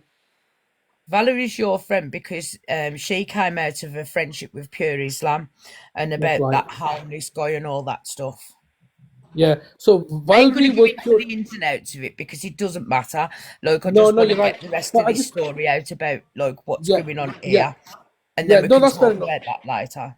Okay, right. No, that's fair enough. I just wanted to say that the reason that Valerie is my friend is because Valerie was pure Islam's friend, and she was shocked at the troll. The reason it's relevant, you know what? I know we're not going to talk about this, but the reason it's relevant is that Valerie and pure Islam were good friends. But then when pure Islam did the things that she did to me, it completely horrified Valerie because she thought she was a really nice person, and she saw the troll side of her, and she decided to abandon Thing that is, friendship. I'm trying to get away from the Valerie thing because the more we talk about it, the more et Okay, up I'll okay. get. It's Okay, easier for let's me just to move. just All not right, let's just speak move about on. it anymore. Okay, so what were we talking about before Valerie's little About introduction? like the your picture that we took Okay, off YouTube, and then yeah, we put it, and then we got your face. Now you yeah, got our faces and put them out, but now we've got yours, and so we run with that, and we yeah. made videos of with your face and stuff, um, you know, um,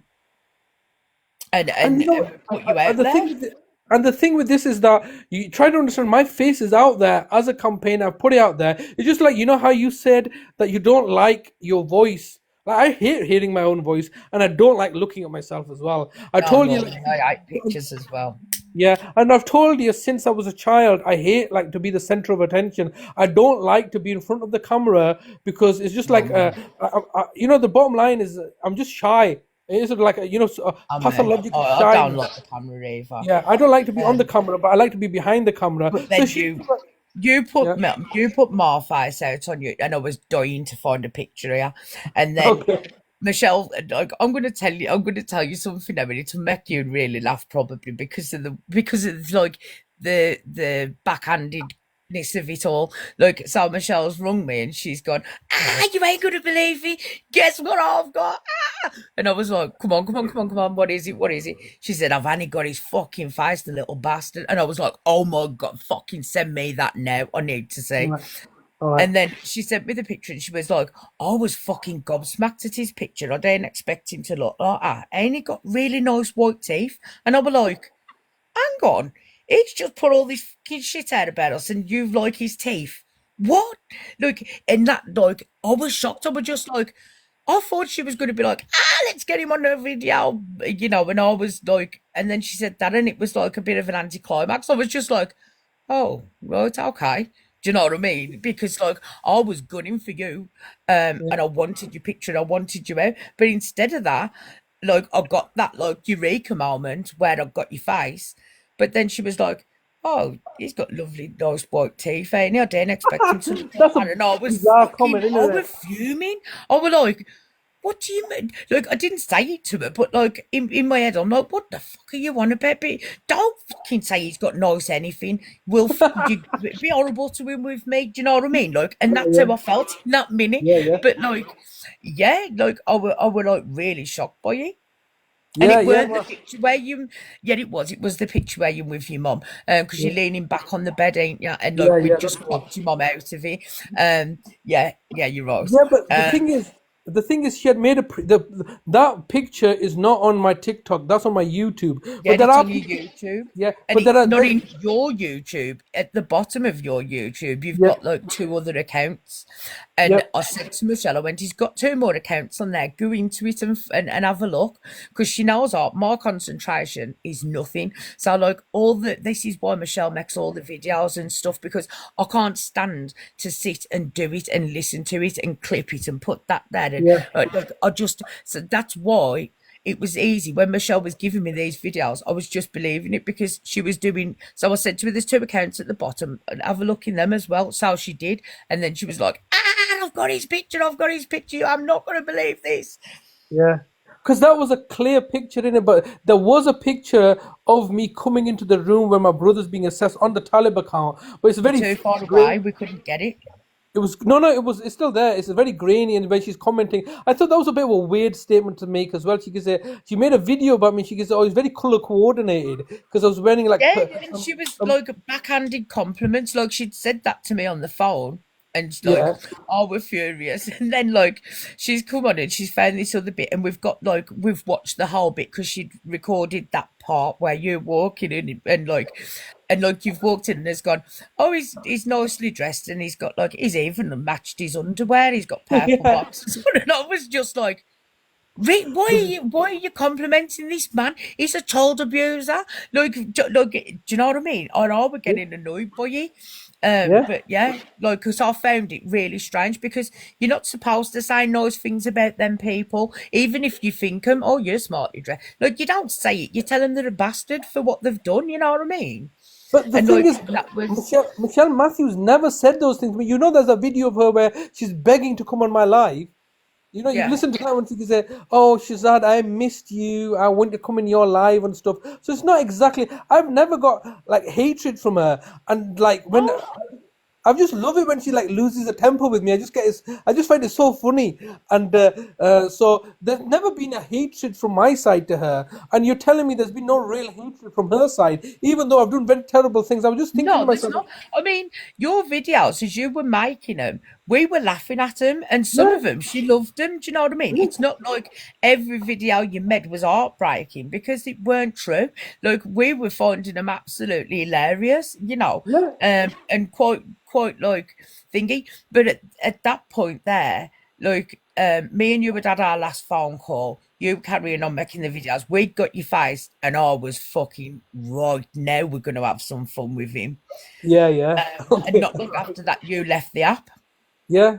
So that's how we left the app. I just wanted to, we've not got long left now. We've got about 13 minutes left because I do want to close the live now. Come on And, then. we can continue this tomorrow. But I think it's a very important point that I just wanted to get up to here where we have effectively, what we've done today is we've introduced your relationship with Michelle, how your background, about your circumstances in your stinging community, about your relationship with your bestie, how you've met Michelle, the circumstances, and then eventually how I've come into your lives, how we've had this like a bit of a tiff. We've also then introduced Stella into the argument, And Jodie.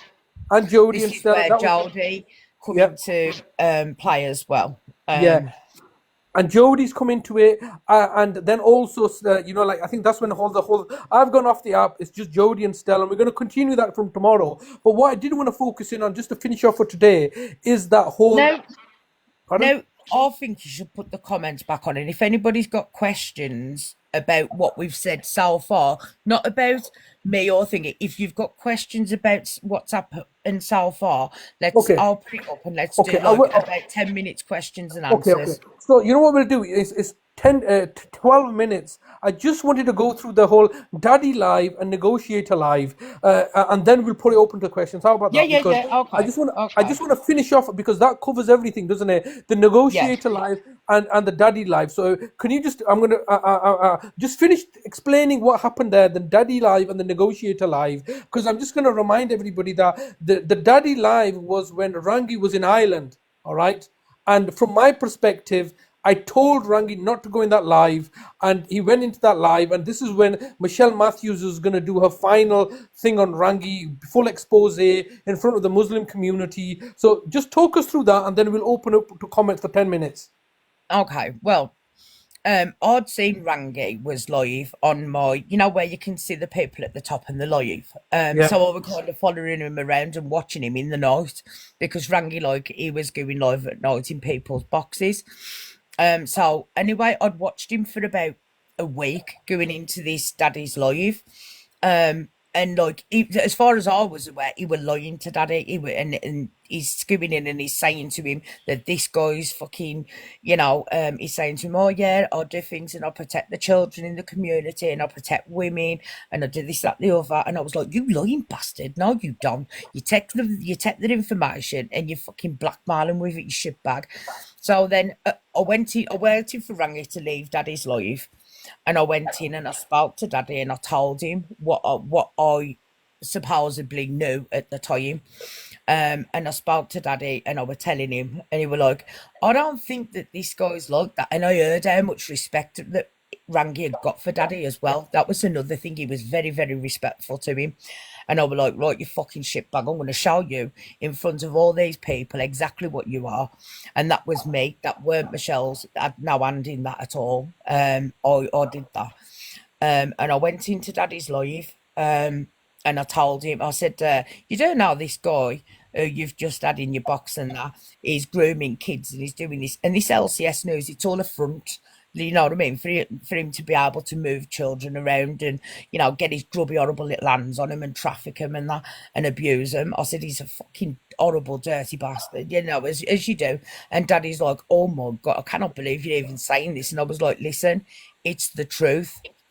And if you don't believe me, ask him about Michelle Matthews. Get to Queen Bee's page and look at all the evidence that's there. Look at her videos. You know what I mean? I'm not lying to you. And one of his mods were there and he was talking to me and I said, listen, I'm going to send you the videos that show, you know what I mean? He's applied for a fake DBS and he's saying that this is his DBS and he's innocent because, and he ain't even got an enhanced DBS. He don't even show whether or not he's done anything to children. He's a shitbag. So then that was me finished in Daddy. Oh, no, we arranged to do a live where Daddy was going to have Rangi and Michelle in his live. And like they were going to be in the box one at a time. Because they both got police cases against each other. So they did it one at a time in the box and that was arranged. And then you come to me and you said, Rangi's going to be late coming to the live. So I let Daddy in that now on the night that the live were going on. Michelle had put all her evidence out and that. And Daddy weren't really listening to her videos and it was frustrating that and I was getting annoyed. And then you messaged and said, Rangi's going to be late. He's not going to be here till 11 o'clock. So we carried on putting what I know now is rubbish, but evidence out. and like then you messaged and you said I'm gonna come in the live and speak for Rangi, and we was like, no, the fuck you ain't. Do you know what I mean? Like, we ain't having it. So I told Daddy what was happening.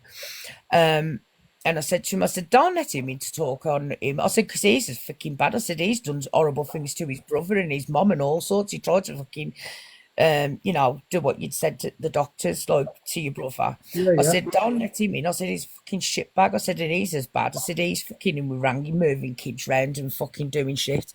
And Daddy were like, fair enough, I won't let him in. And then Rangi did eventually turn up in the like we were shocked. We didn't expect Rangi to turn up, if I'm dead honest. And when Rangi turned up, and Michelle got dropped out the box, she was really angry because she wanted to thrash it out with Rangi. She wanted him, there so she could do that. So that was what happened with Daddy. But that was Yeah, like well, really, let me tell you from my perspective, because I had told Rangi that, look, I'll deal with the Michelle Matthews situation. I just wanted him to, like, you know how you were trying to protect her from me. I was not yeah, trying to protect him. I just wanted the attention for myself, and it was selfish reasons. I'm not going to be egalitarian and say, "Oh, like you're saying that you did it because of you choose your friend and stuff like that." My motivations were just jealousy. All right, I didn't want him to have all the attention. I had talked to Rangi and I said, look, like let me take this. Like I'm willingly going in here to get this attention from Queenie. And then he said, yeah, okay, fair enough. And so then that's the reason that I was like engaging you guys. And that live, that daddy live really annoyed me because I was telling him, do not go in there. It's a trap. All right. And like with the thing with Rangi is that because he's been slated and stuff, he just wants to clear his name, and he thought he was going to go in there, but like I was like, on the one hand, I've told you that I'm going to deal with this. Just send me in because that would have really like created a lot of ruckus. But he went in there himself and like he tried to clear his name and then try to give them the evidence. And you know how you got frustrated because the reality is that people on TikTok are very low attention span. Daddy didn't even watch Michelle ridiculous, Matthews. well. Yeah, Daddy didn't even watch Michelle Matthews' evidence. But then when Rangi gave the evidence, they go, we don't even understand this. So it was just a waste of an exercise. But the Yeah. reality was that Michelle Matthews got her way. Basically, she wanted to have a judge and jury night to put a case across regarding Rangi. Rangi was being delayed. He was never supposed to come on that live. If anybody was supposed to come on the live, it was me. But then obviously, then she just wanted that narcissistic supply. And I think we're coming to the end now. But I've always been very very interested. Negotiators live needs to be spoke about because that's where you lost your mind. Yeah, I did. I did. I just want to come on to that, but I'm very intrigued to understand what is Michelle Matthews' relationship with Rangi. This, 22 months campaign of she spends more time on Rangi than she does with her own Dave or with her own children. I bet. And so I was just very, very interesting. So we will come to discuss this tomorrow, the psychological makeup of it. But what we need to do now is just get through the facts. So let's just end with this whole thing where I lost my cool with negotiate, and then we can open it up to questions.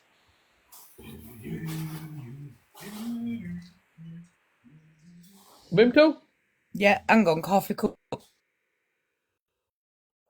Okay, Vimto well, messaged me. what? I'll read it after the live. That it's. I was just surprised to get a message from him. Well, coffee. We're going to continue this tomorrow because we've only got halfway through. What we're doing I know. tomorrow is continue with this stuff, and then we're going to psychoanalyze people's motives and try to understand, the psychological makeup of a narcissistic troll. So that's what we'll be doing tomorrow. But let's just finish on this negotiator live. So, what was this, what happened there? What Right. was your? I was watching. I'd never seen Rangi and Negotiator's live, but what I saw was, and I was really interested because what Negotiator were doing was, he was solving problems between people in the Muslim community, and I'd watched him for a couple of days, and I was like, okay, you at least you're fair. Do you know what I mean? At least like you will hear both sides. Like he was like, and I thought, do you know what?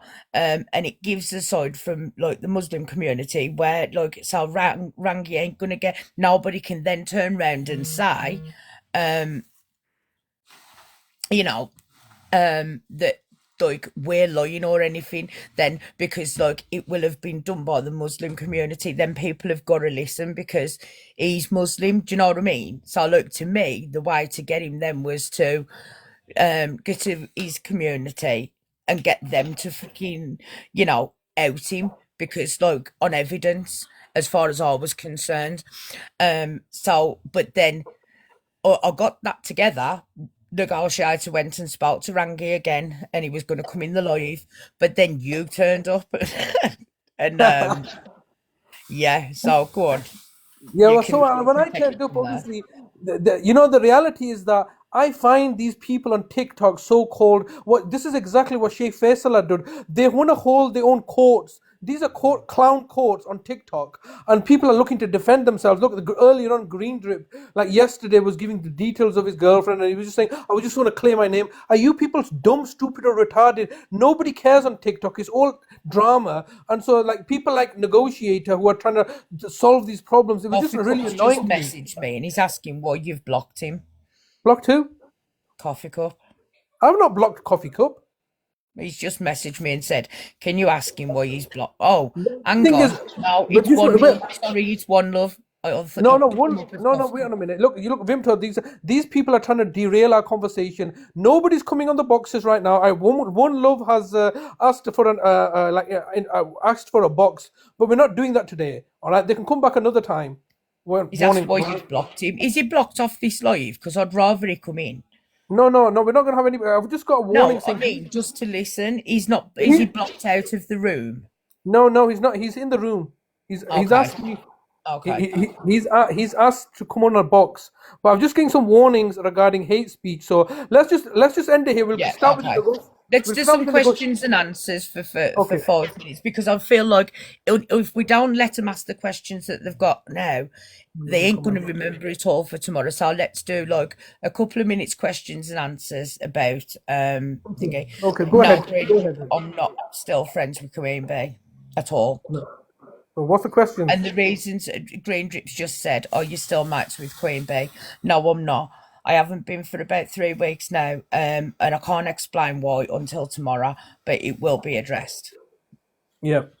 So if there's any other questions you want to ask about what Vimto's been talking about today, so basically we've gone halfway through up until July and August about the various things that have been happening. And in tomorrow's live, we're going to go from August till like November when the relationship breaks down. I just wanted to say that this relationship between Michelle Matthews and Vimto started at the end of December, but really got going at the end of January. They became besties up until very recently. And Hold on. Sally's asking, hang on, I can't really read it. Right, it that's says, it. "What What the hell? what the hell?" I don't know. What do you mean, Sally?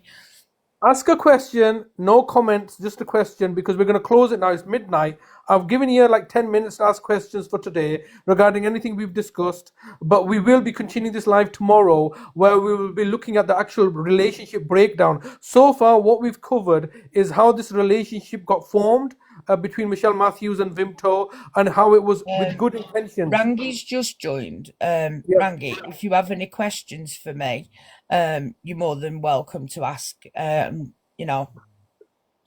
so I will if you answer can you ask, as well. well, everybody knows there's about, are you and Rangi still a pair? I don't think ask Vimto the questions. Rangi's in this live. Sally, you know what it is? Sally's just another troll, aren't you? Sally, let's not forget this, what you did to me. I still remember you're another little troll, aren't you? You trolled me just like pure Islam. And, I remember that. I've got the recording, so I'm getting a bit, yeah, Sally. You're my mujrim. So just ignore Sally because Sally's another little troll. All right, she's my equivalent of Stella. All right, so she's just another little troll. Right, ignore Sally. Anybody else want to ask? Listen, I've left her in the room, but I have muted a comment, so she can't come in. So the question is, why is pure Islam a troll? And that's my expert. Is that me too? That's one of account. Okay. Well, the thing is, pure Islam is an apex troll. I would argue that more from my own experience, and I've been on TikTok for now over a year. I've never met anybody like pure Islam. This is one of the reasons, and if this is One Love, I would like to remind you, One Love, that I fell in love with that girl and proposed to marry her on your live. So the reality is that I've never met anybody like Pure Islam, and she is an apex troll. She is more trollier than Stella, Paul, and Michelle Matthews put together. And if you don't know why she's a troll, then mate, that's on you. I know she's a big troll. But is there any other questions? Let's get this Sally in. I do like Sally. I'm not going to deny it, but she's Give just being her a a troll. box. Let's Yeah, come let's give her a in. box. All right. Hey, Hi Sally. guys. Why did you Hi, mute me, Sally. Vimto? Sorry, what did you say? Why did you mute me? Because you were asking, you were just like going. Hang on, let me have a look what it was. You were asking questions that were not like even anything to do with Yeah, this. but I didn't deserve to be muted. Well, listen, I'm a guest in the live. You should have a bit more respect for me. listen, at the minute, right? While Can I'm I answer going, this? Can I answer this? I'll answer this. The reason that Sally we muted you is because you're an ugly little troll, aren't you? And you like to troll people. That's No, why. Yes, Sally, you are I'm a a happy troll. person. Are you? I've got Have you no been drinking problem today? answering questions, but I ain't gonna sit in Yeah, there and but like, let people people are come in putting and just comments in. You've not muted them. Why did you mute because me? they are asking actual questions. Oh, Neil What says is this? mute. Some celebrity show? No, do you know what? I ain't even You got time. know, is Vimto, can you not answer her? Let me talk to her. No, don't drop her. Don't drop her. Come back, Sally. Let me speak to her because you want people to ask you questions, and I don't Yeah, think people will okay, ask fair them. enough. One Love, if you do a live, I'll drop in there in a bit and just answer questions, but only about what's happened tonight. Well, why block anyone who wanna talk about Rangi? Look, What mate, made like I me said, come up? yeah. Well, Who's he asking? Oh, right. What made me come up? What in the box? Like tonight? Was purely because they've put these lies out of I can see where them lying at, and I can see how these videos that she makes and stuff have been chopped and changed, and things have happened, and like it just needs to be put right, and the lies they've told about me, it needs to be. Oh, what made me come out? I can't. It's going to be tomorrow that I can answer that better. But basically, we fell out, and then we started. And she made let me answer videos that. and stuff. Yeah, let me Go just on. answer that to Green Drip. The reality is that Michelle Matthews and Vimto have had a very close bestie relationship up until I believe the 12th of November, and for the next 3 weeks up until yesterday, Vimto has done the gracious thing and gone off the app and not involved herself. And in the meantime, Michelle Matthews That's is, somebody's saying, Blockhead saying, Stell sent Valin. I don't know who Val is, but I don't know. Look, just it doesn't matter about that. Those are I not don't questions. care. Yeah, the reality is I'm going to close this live in 5 minutes. Okay, I don't think there's any real questions. You can speak to Green Drip off the app. Let me Yeah, just speak yeah. to Let me just. I'm just. Is it okay? I'm just going to mute you. Yeah, Can yeah, you just mute? yeah, crack on. I'm going to mute. Yeah. Cool. Let's have a word with Sally. Sally, how we doing? Sally, Hi. I missed you. Did you miss me? Yeah. You did miss me, innit? So how's the cooking going? I don't do cooking anymore. Don't you? So the last time we spoke, you were inviting me to your house. So Christmas is coming up, and I was wondering if you wanted to invite me to your house for Christmas. I don't really celebrate Christmas, to be honest. Come on, get into the whole jolly spirit of things. What's wrong with your Are miserable you going Grinch? to the care home on Christmas Day? I might think about it. I was there last time, wasn't I? I didn't get much luck then. But why don't you go again? I might do. Will you come with me? I don't really like care homes. Sally, you don't sound your normal jubilant self. Have you been drinking? Why? I'm a Muslim. I would never drink. Many Muslims choose to drink. I don't know. Do you pray Yeah, 5 and times a many day? Muslims are very religious and pious. Yeah, is that you? Are you religious and pious? I'm not here to answer that question. Oh, see, avoided it. Go and say the kalma. Go and say the kalma. Go on. Sally, go say the kalma. Go on. You say it. No, go on, you say it. You know You're that's the my one who line. loves saying it online. You might Go as say the well kalma. crack on. Okay, so you were telling me that are you a pious and good Muslim? No, I said Then, some people are pious.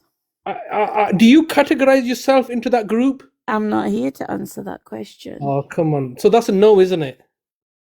That's your opinion. Okay, so this is one of the reasons if you're not a good pious Muslim, there are people Are that are you a not good. pious good Muslim, would you And I say? can, Or are I you can, the opposite?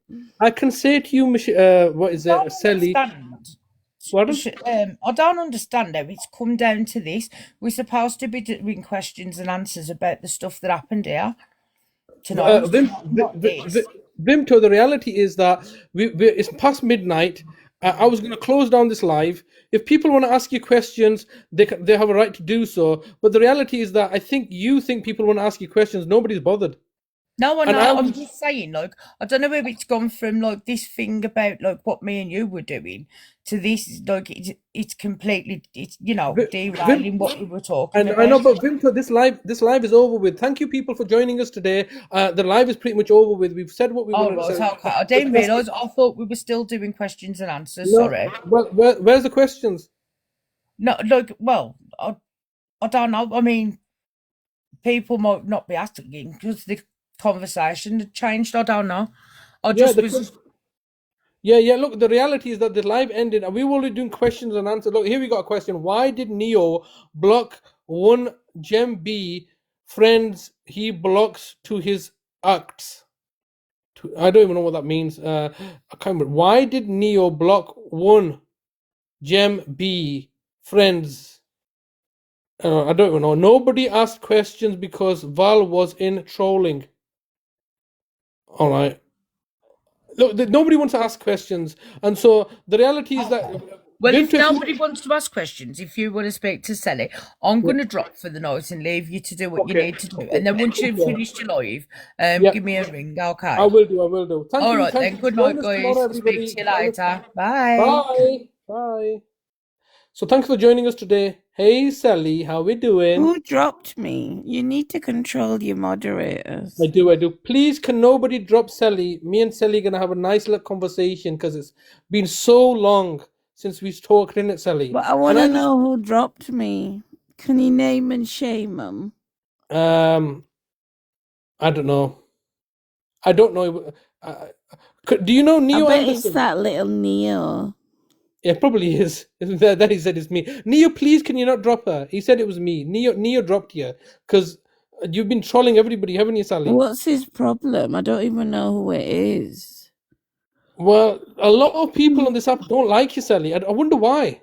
You like me, don't you? I do. I like you. I really do. I'm not going to deny it. I do like you, and I think you like me too as well, What do don't you you? like about Sally? What? Well, I like Sally because Sally is like doing it her way, aren't you, Sally? All right, and I like Sally because I think deep down Sally likes me too, and it's always good to be liked, isn't it? When people like you, it's a good thing, isn't it? So I like you, and you like me back, and I so therefore I didn't like say you. that. Don't you like me? I think you're a good TikTok weird character, but that's about it. Yeah, well, that's all I want, and I think you're a weird TikTok character too. I think we've got history, you and I, isn't it? Do you remember? It's now December. I first met you in January when you were trolling me Do and you telling me that. remember when you mocked my child? Do you remember when you Do you used remember your? that? No, wait on a minute. Do you remember No, when you you came? don't want to answer my questions. I never mocked your child. Yes, you did. No, you didn't. You're getting twisted. I think it's a bit late for you. I think you've been on the booze, haven't you? Why You've would been a on the booze. Muslim, why would you, as a Muslim, accuse another Muslim of doing something like that? Do you not have Because the way. respect for your No, community? no, but Sally, the way you're speaking, I know how you speak. No, You don't do you speak like not have this. respect for your community? Sally, you That don't you've speak like. actually had the audacity to say that to me. Have Have you some been? respect for the Muslim Ummah. Do you not go to the mosque and stuff? Do you say you're in there? Do you say that to people? Would you say that to the Imam? Don't I say that would. to me Yes, then. yes, Sally. If the Imam was talking slurred, No, you yes, are I would. just mocking our community. I'm mocking You you. want to stand on side with all the gore, that's fine. Oh, that's But right. That's right. yeah, Do you you remember want that? to do that. You want No, to no, side no, that, no. and you're gonna have a go at a fellow Muslim. Shame on you. Are you a fellow Muslim? Oh, she's dropped. She's dropped. She'll be back. Sally, drop down. Yeah, she's had too much. I think she's half drunk. Sally, come back. Where are you going, Sally? Sally's disappeared. Come back, Sally. Sally's got an invite. Sally, I'm here. We can have a conversation. The live ended 15 minutes ago. If people are still here, 17 people in the room, we will continue to do our deep dive into Michelle Matthews. Tomorrow we will be talking about how the relationship broke down, how narcissistic trolls operate, and then we'll be psychoanalyzing the breakdown of this relationship, and we'll be taking it from there. I was going to close at 12. I would like Sally to come back, but she's left. I want to take this opportunity to thank everybody that's joined us today. Thank you very much. Please join us again tomorrow at 9 o'clock, where Vimto will be speaking. I hope I got a lot of criticism yesterday for not allowing Vimto to speak. I was just laying the foundations of this deep dive that we're going to be doing into Michelle Matthews. And this is from her bestie, and she is going to expose and give us all the juicy gossip. You got some of it today, but there's a lot more juicy gossip to come from her perspective of what the real situation was. Thank you, Green Drip. Thank you, Neo. Thank you, everybody, for joining us today. Thank you, Valerie. I'm sorry if I was a bit harsh with you, but obviously it was a situation here with Vimto. Please, can you not ask any questions? Because it's just derailing things, and we can always have a conversation out of the app. Thank you, everybody, and I will see you tomorrow at 9 o'clock. And we'll continue to do this deep dive into Michelle Matthews and Vimto Bubbles' relationship and the circumstances under which it broke down, and all the other juicy gossip from an insider such as Vimto Bubbles, who's defected from that group and is looking to expose all. Thank you very much. Are you mad yesterday? I didn't made you mad yesterday. Look, Green Drip, the only reason I was slightly annoyed is you shouldn't be giving anybody's date of birth on a public platform. That's all, mate. We can speak off, and you didn't come into the boxes, so yeah, I was a bit annoyed, but don't worry about it, mate. Let's just leave it for today, and thank you very much, everybody. See you guys tomorrow. Don't worry about it, Green Drip.